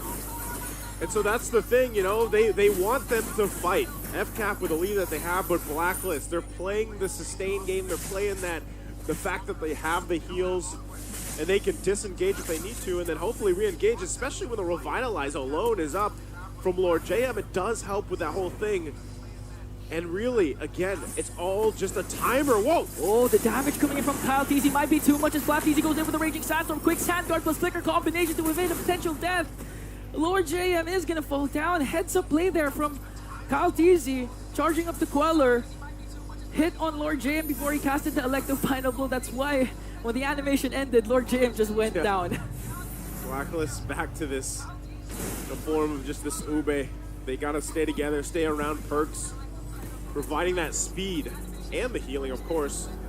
And it's all, you're playing for Oheb here. You're allowing Oheb to get the farm that he needs to hopefully have that changing, blazing duet that will help them win a team fight.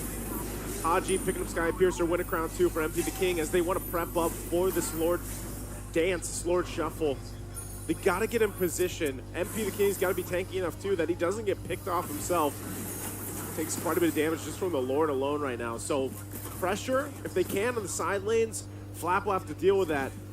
Neither team, though, I don't think wants to fully commit to this. They're going to have to kind of feel out the area, set things up, keep an eye on Few where he decides to set up a real-world manipulation.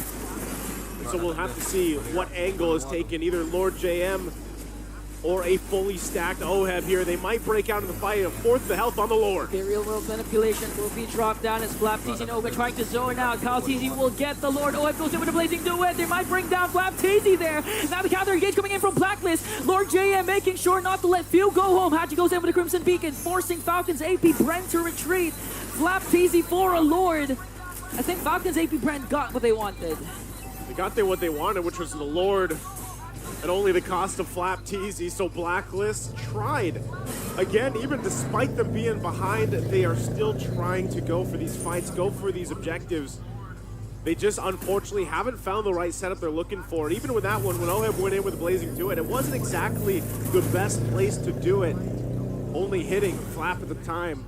So they'll clear out this Lord. They might be able to hold on to these base turrets they can keep things from getting too out of hand here. They're trying to keep the Lord from getting in that range. So FCAP will focus elsewhere, maybe the mid lane as soon as that wave's pushing in. They gotta respect the poke coming out though too. I like the final blow gonna be used from Lord JM. Now the mid wave pushing into the base, but so far so good. A sliver of health on that bottom turret.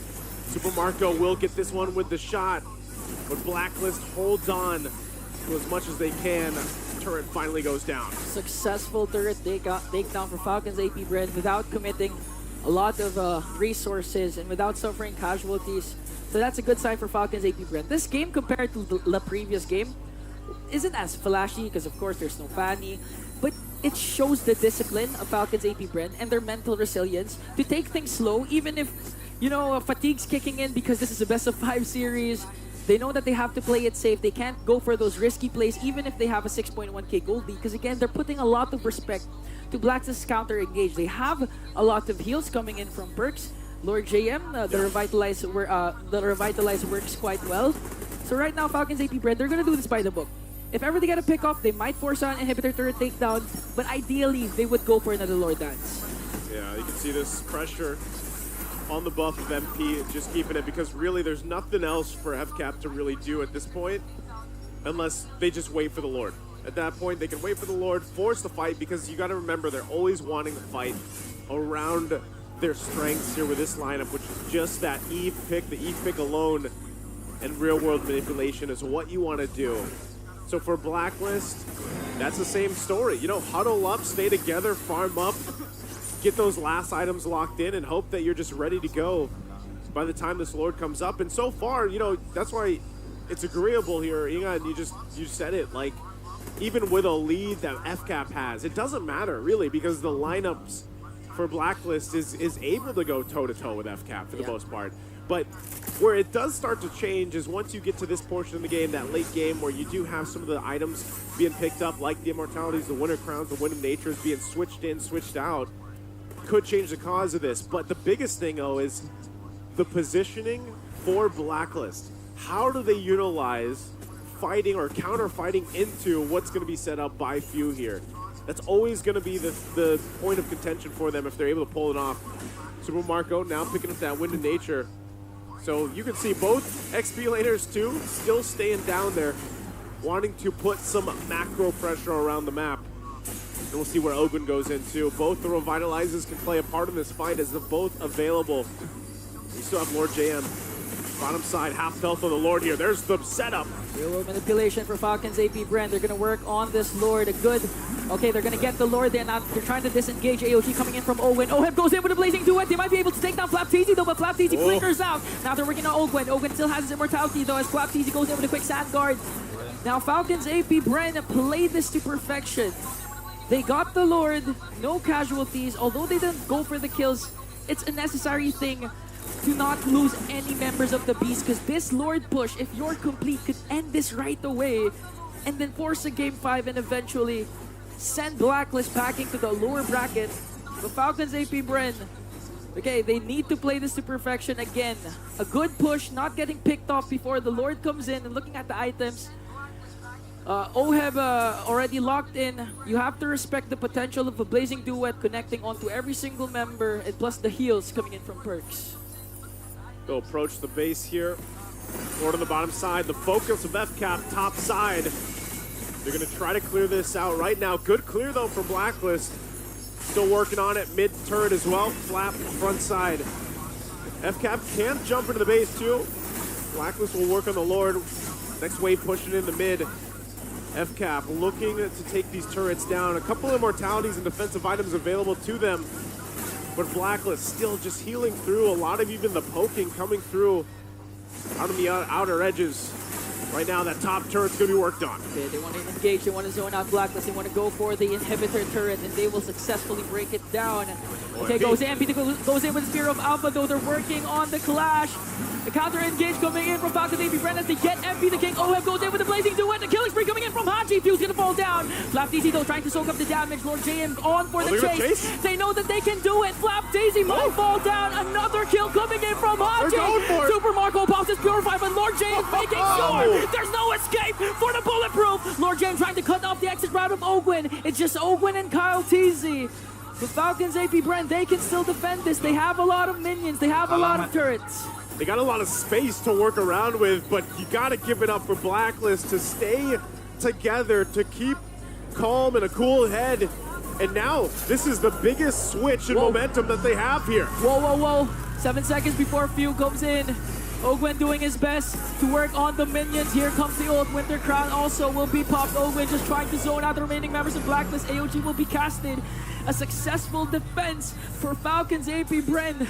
But again, the determination, the resilience of Blacklist. Man. And that's why I was saying, Ingon, I was saying this minutes ago, it doesn't matter the type of gold lead that FCAP had. You saw it unfold there. Blacklist, with the items that they already locked in at this point of the game, you know, you're 19 minutes in, it's all about their positioning. And the way they layered those entry points. Again, MP jumped in first, right? He got some response from FCAP, and then later, Oheb came in with a blazing duet, able to hit, you know, multiple members, and then the follow through even from Lord JM. So now they've got a little bit of an advantage here if they can work with it. FCAP though, they're not going to want to just give this one up. Half health on the Lord. The fight. They're going to pick up Ogwen. Ogwen doesn't have his Impertati. AOG, he'll be able to escape though. Few with the real world manipulation, but they're going for the backline, trying to force out Few. Flap CC, quick sand guard. Blacklist holding their ground, forcing Falcons AP Bren to retreat. They're going to heal. Oh, they might burst down the Lord though. They're going to try to. FCAP. What do they do? There's the initiation. MP the King goes in for Flap TZ. Flap TZ's Immortality will be popped. He does fingers out. Quick sand guard just to heal up. Here comes the counter initiation coming in from Falcons AP Bren. Okay, now they can engage. Both Revitalize already used. This is the push and pull we always talk about as close as an evolved Lord dance that we've seen here as it resets after reset. Oh. And FCAP getting in position again. They know Lord Jam's got to clear and handle that wave up top as they try to get an advantage here. Few. No flicker available, just picking up the Divine Glaive. And now do they play into this? Once again, Lord Jam will be joining the fight. Revitalize almost available for Ogwen. And so they'll just reset, take their time, wait for all the ultimates and these battle spells to be back and available. Again, this is one of the upsides of having a Rafaela with you. And Flap and Lord Jam both their top side. Right now, neither team just wants to go just yet. Look at Falcons AP Bren's lead. Almost non-existent. Haji has been doing a good job sorting out the members of the Bees. And with that previous clash, good play from Lord JM using the Electo final blow to reach where the source of the real world manipulation was coming from, which is Few. That's why Few had to flicker out, because if he didn't, this could be the end, the demise of Falcons AP Bren. And now Blacklist reacting to what Flap TZ has been doing, sending out Haji and Oheb also to get the purple buff. This is difficult too, because both the lineups, it's not like you're going to make a surprise play. You know, there's no Lu Yi. There's no Lu Yi. You're not going to just go ahead and appear somewhere. Lord JM just kind of putting pressure on that off lane to keep it there. And he also, Flap's got to respond to it as they go ahead and start things up once again. They bought enough time for these battle spells to also be available. So we'll see if they punch it through. Again, one Revitalize could change the course of the fight. Oh. Mortality's here too. Fourth health. Are they actually going to go for it? Is going to reset again. Probably one of the longer Lord fights we've seen throughout this season. And still FCAP respecting the fact real world manipulation set down. They don't have it. Okay, no more real world manipulation for Falcons AP Bren. Oh, this is tough on here. You can see how much tension between both teams because of the fact that those are down, but they're going to fight it out. Oh, I think they're committing onto Ogwen, popping a lot of ultimates. They're going to pop his Winter Crown. Flap TZ has to go in with a Raging Sandstorm, trying to save Ogwen here. MP the King's Immortality will also pop here. Will he be able to escape though? No casualties yet for both of these teams. This is a long Lord Dance. We can call it a Lord Dance once again. It's no more a shuffle, but here's the fight. Blazing duet coming in from the Filipino sniper, but counters out with the real world manipulation coming in from Phil. They have to walk away though. The agents are retreating. Falcons AP Bren still holding on to this Lord. Oh, they're trying to heal through it. Lord JM had to clear the waves, but the Lord... MP the King still here. Oh, they're working on MP Spear of Alpha. It's going to be a retribution battle, but MP the King goes down. 3 agents as well. Falcons AP Brand got the Lord. A double for Kyle. Working on Oheb. His immortality will be popped and he'll be erased in the map as Kyle Teasy works on Lord JM. A payback for what Lord JM did in game number 3. And just like that, Falcons AP Bren will extend the series, and we will go to a game number 5. Talk about a Lord dance, a Lord number, whatever we want to call that, but that was probably one of the longest Lord takes we've seen. And leave it to FCAP, the masters of the macro game here, pulling through that fight and all of it. Again, phenomenal game there, very close, and I can't wait to see what's in store for game 5. But first, Rocco and Leo, what did you guys think about that Lord dance?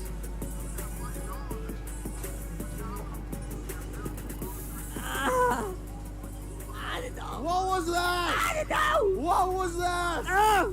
World-class MLBB at its finest. Oh my goodness, all I right. am physically spent. Whoa. The set's falling apart. Folks, we that was not planned. That was not planned. This was a skit. That This was not. People may have walked by. They're mad. In frustration, in enjoyment, or in awe, and they may have knocked over our set here, but it's definitely helps. Thank you so much for throwing over the few. Our There you MVP, go. The Eve, who died just once. One time. This whole time, and I have to apologize, all right? I take it back everything I said All about right. the Eve. It was You, insane. the fact that you were playing it means I shouldn't hate it. Look at that build, by the way. All right. To explain the couple of wind talkers, just because You they're ran the for base, it, yeah. They just wanted to end the game. Wanted to but go for the let's hit. believe this They was- were so mad. This was a normally built Eve. Right? Yeah, that's Folks, normal. That's normal. You look at the game and you watch it at around minute 21, minute 20. That's the right build. Yeah. Not the double wind talker, but Rocker, talk us through. All right, so far so good for Blacklist. I mean, it was just a minimal. It was a minimal lead, at least for FCAP, for the majority of this. Maybe around 2K, 4K, 5K at most. But then again, that was before explosions, big fights like this actually happened, where, you know what, it was selective. It was Blacklist basically suffering from the, you know, we were talking about the lack of CC here. Talking about like that big wombo combo. The hard lockdown. It bit them a little bit too hard this one. That, but also you're looking at an Eve who at the end of the day, you really can't even CC, right? They can't do anything about it. There's no use leaning into FCAP's lineup. So it also makes sense that they went for sustain instead. And just movement. Just a Yeah. wall of meat. So run through Falcons AP Brand, and for a good 5 minutes, it worked for a good 5 minutes. It They did. had the bees, all the fans of FCAP around the world, the whole MPL arena, thinking, hey, maybe Blacklist can do it. They're biting back. So at the end of the day, it really is, the draft didn't really, you know, hit too bad. It didn't hit as badly as I thought they would. But For both sides. for both sides, exactly. right. With the Clint, you know, I call it a bit of a band-aid solution. And the Eve. Somehow, it was there. It did the job. But Flap Easy, bro, really. And few knocked it out of the park. We foreshadowed it again. Whenever you doubt a Clint, you have to watch it in practice. You have to understand what the Clint brings and how the rest of the team converges into that pick. And to see here, Owen was farming out of his mind. Yeah. Again, the fact that he picked a Claude alongside the Rafaela means no one was gonna catch him. He could just go double lane all he wants, triple lane if he wants to. And large game being a sandbag, you laughed at this, bro. At Yeah. some point it was like 120k already. That's 16, 15 minutes. And then Damage he took, taken. He took like 80 more. And he had fun. He looked like he was having a lot of fun here. So, Blacklist lost, but it didn't lose as much as I thought it would. That's the silver lining for me. They fought back, and it's very real. This wall of meat strategy that they put up was a definite threat to FCAP. But at the end of the day, there's more utility and there's more room for FCAP to play around with, to cover more bases and get the victory. 8-11. Something else to note: this is Lord JM's Benedetta. That's a tank build Benedetta. Yep. With a Revitalize and a Concussive Blast. Rocker, did you know that Revitalize is, if I'm not mistaken, maybe the third best pick Battlestar. I believe It's so. it's Trump Petrify and then Trump Vengeance. I think it does. Not to mention the big help that it does for team fights for heroes like the High Lost, like the Benedetta in a lot of scenarios. Expect that to come in more. Maybe Khalid can kind of flick that in somewhere. Not here, but maybe in some other league here. That sounds or so. disgusting. It does sound disgusting. But at the same time, you also kind of think about who had the like what do you call that? Who was in the driver's seat here? The driver's seat is the one who has like the big boom booms, right? The big AOG, the big Raging Sandstorm, all of that were in the hands of FCAP. They had the big box. It was only a matter of whether or not like Blacklist could kind of navigate around it, which I think they were doing for a good bit of it. Which now brings us to what both teams drafted into, right? FCAP, as you mentioned, they have more utility, they have more damage, they have more ways to use that, because again, the box that they're working with. Yeah. Blacklist, they have meat, they have And sustain, a lot of movement. a lot of movement. Hell, a lot of movement. A different kind of movement compared to the jumps that the AOG and the quick Raging Sandstorm bring. Yeah. But just the same, they also had a lot of time. They could extend. That's why those Lord Yeah, dances that's true. made a comeback from 2023. That's why we were like, "Ew, is this Throwback Thursday? Are we seeing an old mechanic come back to the game?" They could prolong this to maybe 50 minutes if they really wanted to. Yeah. You're so right. That's what they brought in. And when you add up all of the statistics, add up all of the possibilities, time cannot defeat the lineup. utility. Yeah, Right. That Falcons AP Brent brought. So with that said, maybe this is Falcons AP Brent's version of Ube. You know how Blacklist brought out these older picks, Yeah. these old strats? Falcons AP Brent have unlocked it in the form of the Eve. They've unlocked it in the form of the Clint. And the switching Gatot. Like the Gatot Khalid, like I could have sworn it could be the other way around. It does feel like it, right? And they will, XP is basically a roam. It's like a third roam in the game. Let's hear from Midnight as he talks to us about Game 4. Welcome to MPL Philippines playoffs. Welcome to game number 5. On the back of an amazing Lord dance on the side of Falcons AP Brent, we were able to extend this series versus Blacklist International. Once again, this is the analyst time. My name is Midnight, and we are going to be breaking down the last moments of this game. First of all, let's look at the goal graph here. As we can see, Falcons AP Brent, they were leading the majority of this game. But Blacklist International was able to hold the side of Falcons AP Brent. At the very least, till the point where Ohem was able to match Falcons AP Brent. But again, it came to the point where, similar to game number 3, the Lord Dance was what made the winning team here able to take this game against Blacklist International. That was Falcons AP Brent on the back of an amazing performance from Fuse Eve with the usage of the reload manipulation. By the way, this Lord Dance took 4 whole minutes. 3 ultimates from Fuse were expended in this team fight. In the last Lord Dance that Falcons AP Brent was able to mount against Blacklist International, they were able to finally take control of the Lord area from an amazing reload manipulation coming out from Q, and Blacklist International were forced to be pushed out of the Lord pit. Even MP the King, for the last hope of this retribution battle against Kyle Easy, he swooped in to be able to land the retribution, but the Lord turn came in for Falcons AP Brent. They stopped hitting the Lord, and instead of going for the Lord fight, he went and took a team fight against Blacklist International. Again, this is the ability of the Lord Dance. Once you push your enemies out, if they want to go in, you hold the Lord and not hit him, and instead turn it in. That is why Falcons AP Brent was able to outlast Blacklist International in that long 4-minute Lord Dance that we just saw between Blacklist International and Falcons AP Brent. Now it's back to best of 1. We have game number 5 in front of us. So before we head on to game number 5, let's throw you over to the panel. I'll echo that. Woo! That's all we could say. Again, a collective sigh of relief, Yeah. joy, and awe. I still can't believe that these two teams are pushing each other to these limits. Yeah, it's actually really funny if you think about it. We're in a scenario where, again, we kind of forget that these are world champs, right? make sure that guy's not there, and make sure that, or it's weird to find again the team that no one really expected to be here. Do back to FCAP. That's right. So now, check out Falcons AP Bren's best heroes from patch 1.9.20. That means it was a patch that hit either week 5 or week 6. And here they are. We haven't seen Kyle pick up any Nola nor Haya yet, but Black definitely had it in them. Everything has been playing a lot of Alpha already. Yeah, it just so happened that they used it 3 times in a row in day 1 of playoffs. But other than that, they actually are winning with it. Something that you kind of just, slips your mind. 100% prior to this series. Prior to the series, yeah. And that Nathan, Coach Trev, Coach Ducky ain't giving that to Oheb. And of course, the ever absent Tigreal.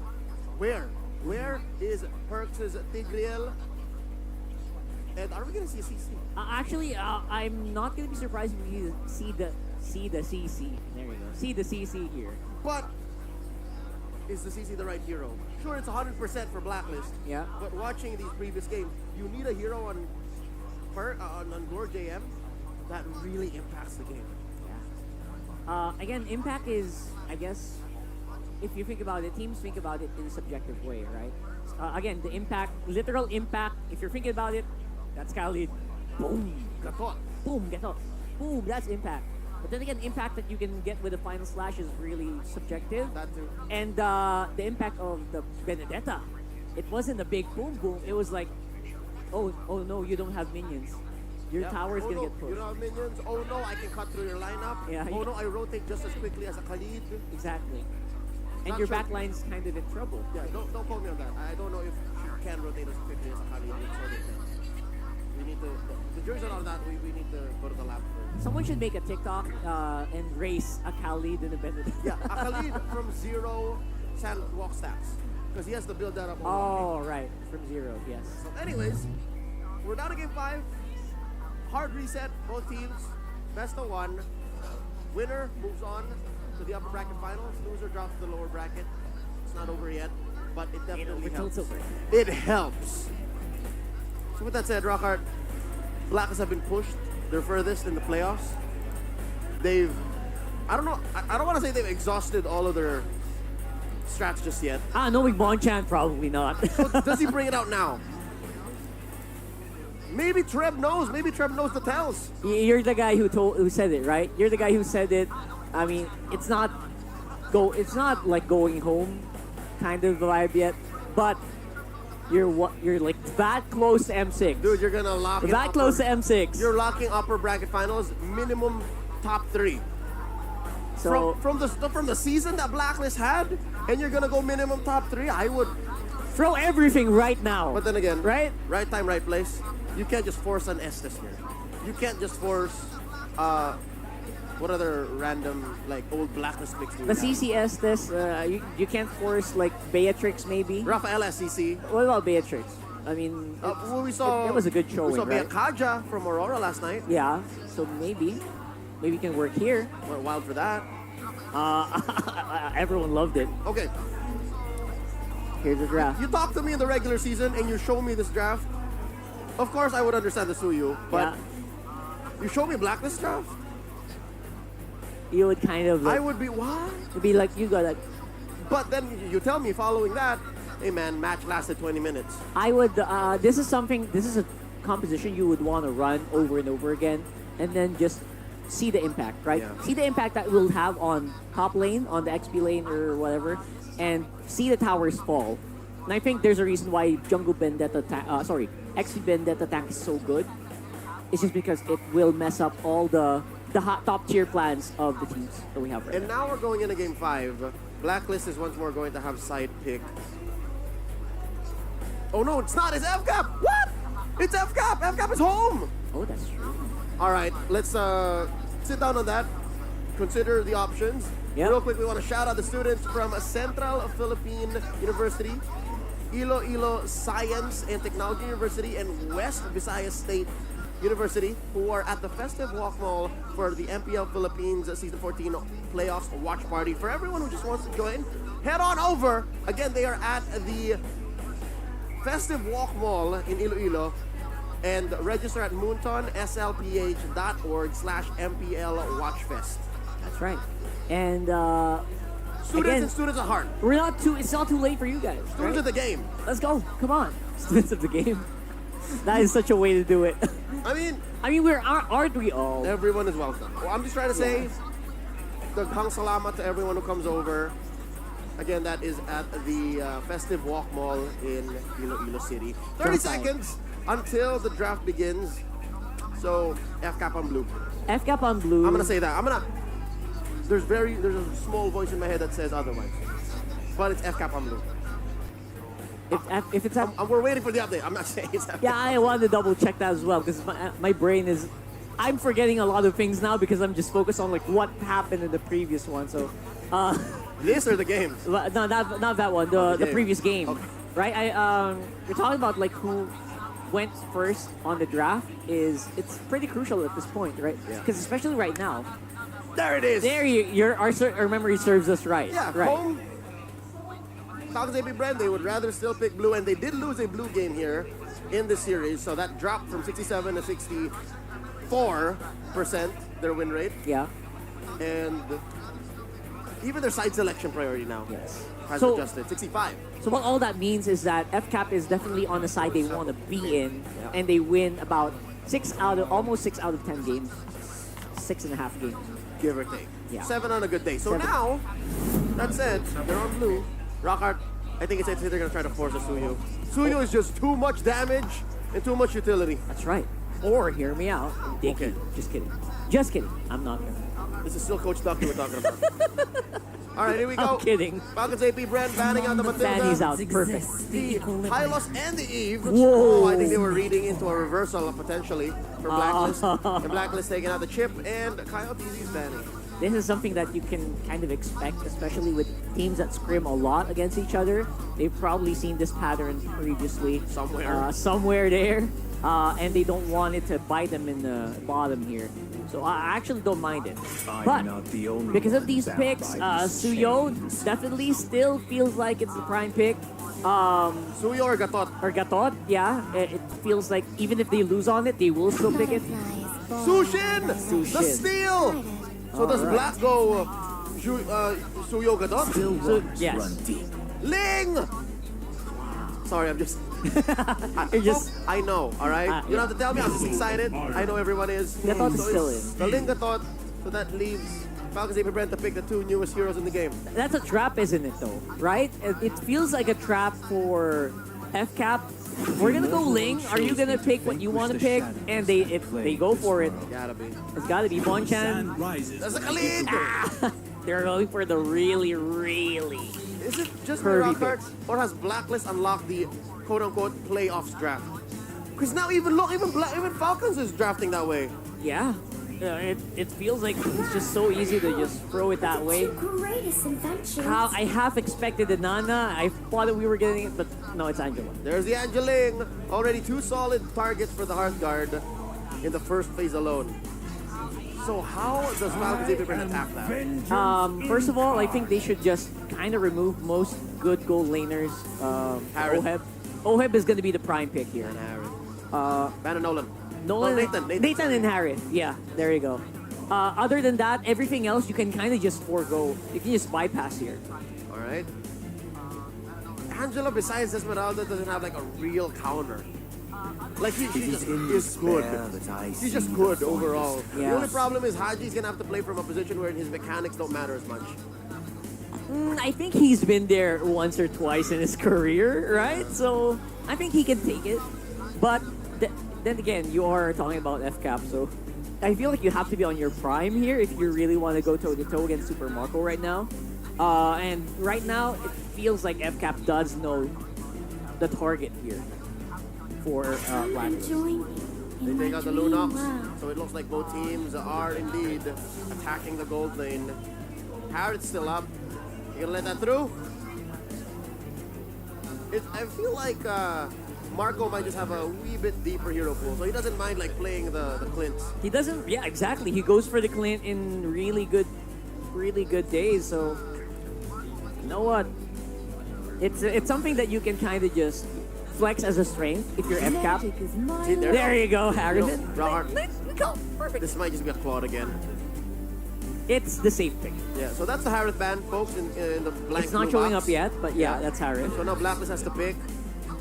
Rockart, I'm gonna go crazy if this is Matrix. Go ahead. I'm gonna lose it. I think you will allow it. Anyone would allow it. And yeah, Beatrix just feels like, again, we've had multiple interviews where For Alice? it's That's too much. he has history of Alice, doesn't he? Yeah. Season 7, season 8, right? Kiss grants you immortality Wait, who picked that? or death. Blacklist! Blacklist, they do it! Rockart, I hate it! You know it! I hate how I'm right! Yeah! Am I though? It's not showing up, but I heard it. Ah! There it is! Again, it's good. Yeah, right? it's It's history good. with it. Theoretically, it's good. Historically, it's good.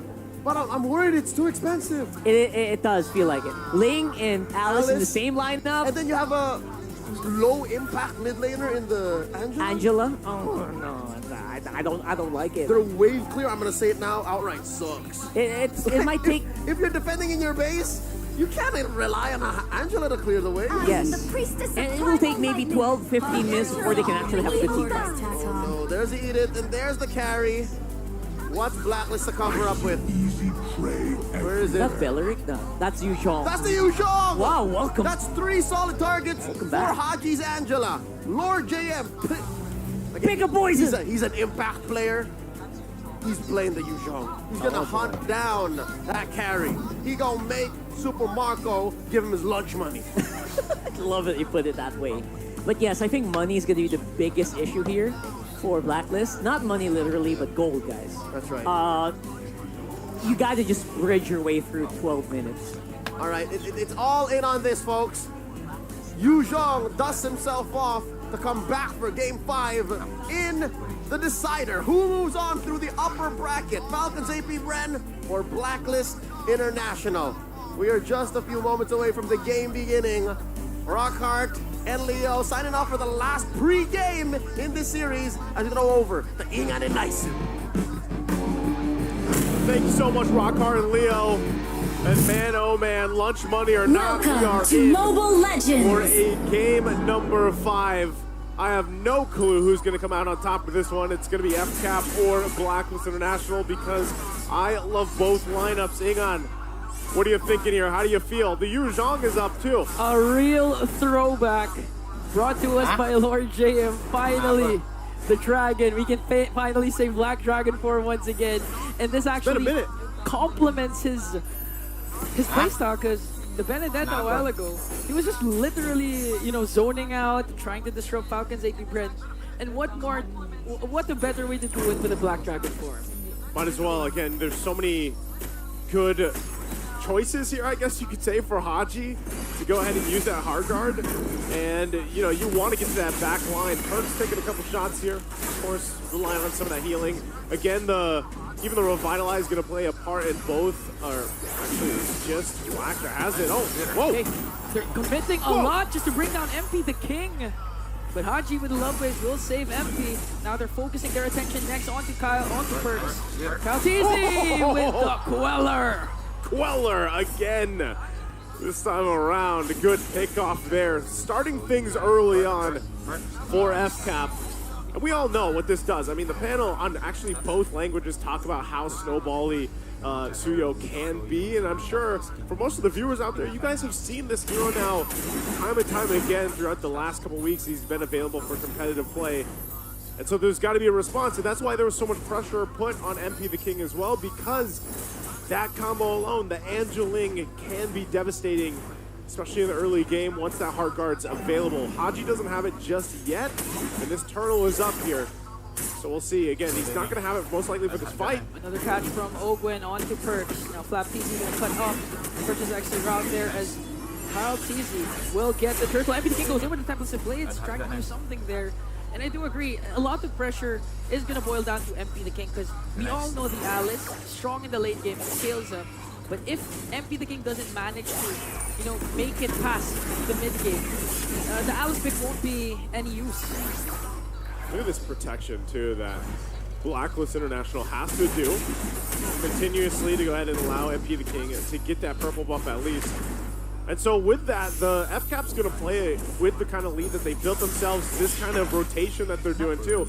It's a nuisance. I mean, think about this. How many times do you have to deal with a Khalid and an Edith on your side of the jungle? Like, you're just like, guys, come on. This is part of it. Look at this, MP. Hands of a flap TC and Ogwin just working on 3 members. Hard guard is there for MP the King to make sure to take down Ogwin. Okay, Primal Wrath casted here, Tempest Blaze as well, but Kyle TC and Flap TC is there to make sure to save Ogwin this time. Saving their roamer, as MP the King will safely get this orange buff. You know, I know Leo mentioned this, that it was going to be Blacklist International being like, give me your lunch money, but right now it feels like FCAP were the bullies on the playground. Like, they are just staying on this side of the jungle of Blacklist and continuously putting pressure and pressure and pressure, and it's up to Blacklist to answer and respond to this. You can see that too. Part of the items coming into place, Crows and Scythe locked in for Super Marco. Oheb went right for that Clock of Destiny, so he's got that. A little bit of extra magic resist here for Super Marco to deal with that Alice carry matchup. But right now, I'd say FCAP's done everything that they wanted to do. They continue to just play around their strengths, and Lord JM gets killed too off the camera here. Off-cam kill there for few. Even when Haji's in the picture, he's going to get the pick off for Lord JM. And again, I do agree with what you're saying. Falcons AP Bren are checking the boxes of what they need to do now. Flap TC putting on work onto MP the King. MP the King will get his purple buff. Hard guard is there ready to save MP. This time focusing their attention onto Few. I thought they were chasing Flap TC. Tempest Blades will be there to bring down El Capitan Few. Now MP the King wants to go for the payback. Flap TC with a quick sand guard. But here comes the Dragon. Yujo working on Ogwin. Ogwin, even with the Primal Wrath, will be taken down by MP the King, as Kyle TZ gets the turtle. It's a trade, right? Yeah, turtle's going to go in the hands of FCAP. Blacklist, though, is fighting back. Think about this. MP the King has dealt with so much bullying in his side of the jungle that at least through all this hard work, he's now got a couple of kills and looking to make some moves. MP even using the retribution just to make sure to get a catch onto Kyle TZ. Almost getting killed there by the Queller of Kyle. Now they're focusing their attention once again onto Perks. Gonna get picked off by the Lantern Flare. He's gonna fall down in the hands of Kyle. And another kill for Falcons. And that's why this Jushin pick is so sought after. Again, even when you're playing against a Revitalize or a bunch of sustainability or these heroes that can get away, hey man, it's nothing that a Lantern Flare can't fix.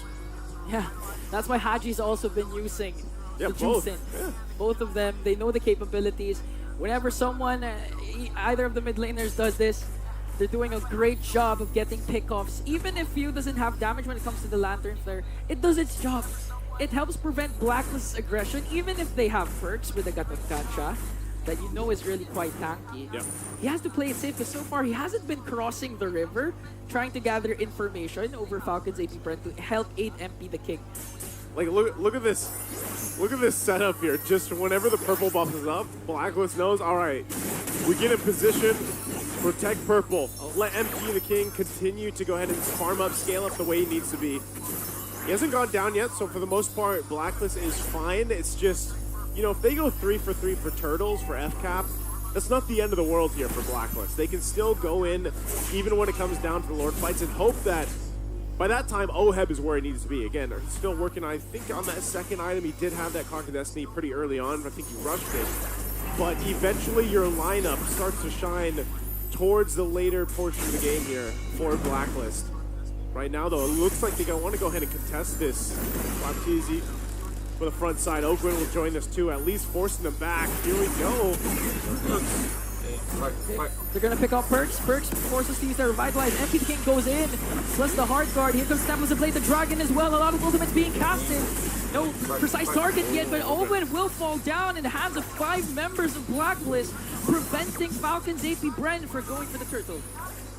They stopped that for now. Oakland goes down, but Blacklist still has a lot of grounds to cover here. Yeah. Again, they're just going to go ahead and trade 3 for 3 turtles for FCAP. They wanted to look elsewhere across the map. They weren't really able to push in this turret on the top side just yet. But it might be those small things that Blacklist does that and eventually gets them to a more even ground later on. Again, you're seeing it here. Purple buff is going to be up this time. Kyle Teasy, a part of this, wants to force MP the King into that. Oh, nice. It looks like, yeah, it was taken from him. So no purple buff for MP. They try to hold on to this mid turret just a couple shots away here. Nice. Grand Theft Purple for Kyle Teasy. This might be the mid-game power spike for Falcons Red to extend the lead more. They're doing a great job of making sure to control the minion waves. Because so far they have no Blacklist has no turret takedown. The Super Marco works on the mid lane turret. They take it down. Black Teasy getting a good position here. Maybe they want to go for the initiation or just zone out Blacklist so Super Marco can make quick work with the bottle lane turret. This is basically just FCAP going through that list of, you know, chores that they have in a day in a game. It's like, all right, we got to do this. We got, now that's checked off. We go to the next. And because really this was almost in a similar way where we saw a previous game where they wanted Blacklist to fight them, but if they didn't, if Blacklist was like, no, we don't want to fight yet, then FCAP will continue to just play that macro game and get what they need, farm up themselves, and then we find ourselves in what we saw earlier, where it was just, you know, Lord shuffles for a bit, and then it was a full-on Lord dance breaking out here. So for Blacklist, with the lineup that they have, it's not like they can immediately fight unless they're able to actually find like a moment where they can collapse down with the hard guard and everything else. Maybe Lord JM's able to get that combo we used to see so often before when the Yuzhong was, you know, more so picked or meta. But again, this is going to happen here time and time again. Okay, another catch for Ogwen and Few. On to Perks. Lantern Flare is there, forcing the Revitalizer. Not going to be able to pick up Perks there. No casualties just yet, but this might change because the first Lord has spawned. So Blacklist case, there's a 4.4k gold lead on the opposing team. They can still go for the Retribution steal. Again, they have Haji with the Angela, so they can aid MP the King if ever he wants to go and try to contest for that Lord. Okay, Lord is up here, but as we saw, Purple Buff was taken with that Retribution from Kyle Teasy. So they'll start things up. Good push into that tier 1 on the bottom side. Now they'll work on it. Half health on the Lord right now. Perks dealing with it. There's a conceal. Okay, MP the King goes in with the Tempest Blaze. That's a hard blow, but they got bursted down. Super Marco also goes down. Here comes the Black Dragon form. Has to retreat though as Perks trying to soak up the damage, but cannot out-sustain the damage of Falcon's AP. Brand counterattack coming in from Blacklist as they bring that flap in. Owen. Oheb has been activated, but a triple kill from Kyle Teasy. Flowing blood just to escape. A 3-4-4 trade. Falcon's AP Brent gets 4 agents and might be able to take this Lord away. Yeah, Oheb's not going to do that. Not against with Kyle Teasy there. And you to help him out with the utility. So that is a Lord secured here for FCAP. You can see it though. Blacklist, just like in the previous game, like they have some fight in them. It was unfortunate that even with the hard guard earlier on, MP the King just got obliterated. You know, he was taken out so quickly. Man. That again, this is it's more so difficult on a Ling to be able to do this, especially when you don't have a purple. You know, like the purple's been taken. What, the past 3 purple buffs have been taken from MP the King? Yeah, they're giving MP the King a very hard time despite the presence of the hard guard. And for a moment there, I didn't understand what you were saying because the fans are screaming. Yeah, it's so loud here. They're erupting, man. I mean, both the teams here, I'm not sure, but what is sure is he's back. Welcome back, the Black Dragon. This is only the 2nd time he's been picked up throughout the season here. Again, it's been a long time since we saw Yuzhong, and you know there was a time when he was picked up almost nearly every game. Almost high contention rate each and every time as the Falcons AP Brent here making use of their Lord. They want to go and pop the energy shields of Blacklist. Blacklist makes quick work of the Lord, saving all their inhibitor turrets so far. But again, the resilience of Blacklist can't be denied here. One setup from Lord JM with a jump and Purify can turn things around, even if Falcon's AP Bren has an outstanding gold lead at 6.4. All right, let's take a look at these items real quick. We're going to see if Blacklist is in a good position. You know, Oheb's down a little bit, but you saw that he did pump out some damage. He's got a Holy Crystal Starlium Scythe now, too. Even for MP, he's got himself the BOT and the Haas Claws here to help with some of that. You got cooldown reduction, of course, for Haji. But even this, you know, you have just a couple of things for Perks, but he's got the Athena Shield and Dominant Ice, so part of this all has to play in a part of, we got to get the Avatar of the Guardian off. They're going to fight for the purple again, though. Oheb goes in with flowing blood. MP the King as well goes for the backline after a few templates of place. Backtrack and forward, they're forcing every ultimate out just to catch Falcons AP. Brand Fuse going to fall down in exchange for MP the King. Now they're working on perks. A monster kill coming in from Kyle Teasy, but Oheb has the hard guard. Going to bring down Super Marco. Still working on Flap Teasy. Kyle Teasy on the chase. Oheb's going to be able to escape, but Haji, though, does he have the hard guard to walk away? Kyle Teasy works in with a second skill. Oheb chasing after him as well. And a godlike kill for Kyle Teasy at 7-0-3. Yeah, massive game here for Kyle Teasy right now, but still, FCAP has to respect what Blacklist is able to do and vice versa. And that's why you see, even, you know, some people might be looking at, man, look at the lead FCAP's got. Look at the KDA on Kyle Teasy and such, but you still have to deal with the fighting around these lords, the fighting around the choke points here. And Blacklist, we saw it, right? They try to jump in, they use the Avatar of the Guardian a little bit later, the hard guard on Oheb to kind of sustain that fight because of where he is, even itemization-wise. So those extended fights might come out helping a Blacklist with their lineup, but if they don't get to the later portion of the game, it's going to be difficult for them to do. So FCAP, with this lead, their items nearly locked in. They'll start up this next Lord here. Sawtooth Winner's Crown was picked up by Oheb, so that could play a part if he jumps in the Blood Ode and everything else, even with a hard guard or not. Okay, MP the King is waiting patiently for a perfect opportunity to strike. Haji as well, managing the bottom lane. Ultimate of Haji is ready to be expended. Quarter of health here. Both teams still kind of feeling this out. It's going to go for a reset. And this is exactly why I was saying FCAP will respect what Blacklist can do. They're pushing it. A fake reset, a joke. Falcons AP Brent gets the Lord. Unfortunately for Blacklist, even though they don't have a trade, they're not going to lose anyone though, as Falcons AP Brent works on trying to get the purple buff away from MP. MP still has his red tree, and he's going to secure a purple buff for this potential defense. Let's think about the defense here. Okay. Hang on. Can a Blacklist, do they actually have a good defensive lineup with this? I mean, this is not your traditional marksman. It's also not a Harith, which we see so often. Yeah. It's an Alice, right? Your Alice is here. You should relatively be able to clear waves out, but the problem is, in certain cases, you're also going to have to be using those ultimates to help clear things out. The Lord in the mid lane, these waves they're lined up, they're managed really well here. FCAP wants to get these base turrets down. You're 15 minutes in, you've got a 7,000 gold lead. Blacklist is on the defense. What can they do but watch the turrets be taken down? Mid lane turret about to fall down, as well as the bottom lane turret as Blacklist desperately trying to work on this Lord. Q just continuing to spam out the lantern flares. Let's see if they're going to be able to pick someone up. Blacklist makes quick work of this Lord. Still saving their bottom lane, inhibitor turret, and Falcons AP Brent again, displaying discipline, but they go for the conceal. Okay, let's see if Ogan's gonna initiate. Okay, forcing out Lord James, Black Dragon form. MP the King goes in with a hard guard as well. On to Super Marco. They tried to go for bulletproof. Let's see if he's gonna fall down, but they managed to bring down the dragon. Super Marco stays alive. Now they're working on Oheb. An immortality pop by Owen with their crowd play coming in from Oheb. They might be able to take him down. Owen goes in with the Earth Shatter Flicker combination, bringing down the Filipino sniper. AOJ from Perks just to walk away. Oh man. They have minions onto the top. They have minions onto the mid lane. Falcons AP Brent on the verge of winning this game. Falcons AP Brent breaks the momentum of the code and soars forward to the upper bracket finals. And FCAP will make it happen. Respecting what Blacklist International did, and they brought it to Game 5.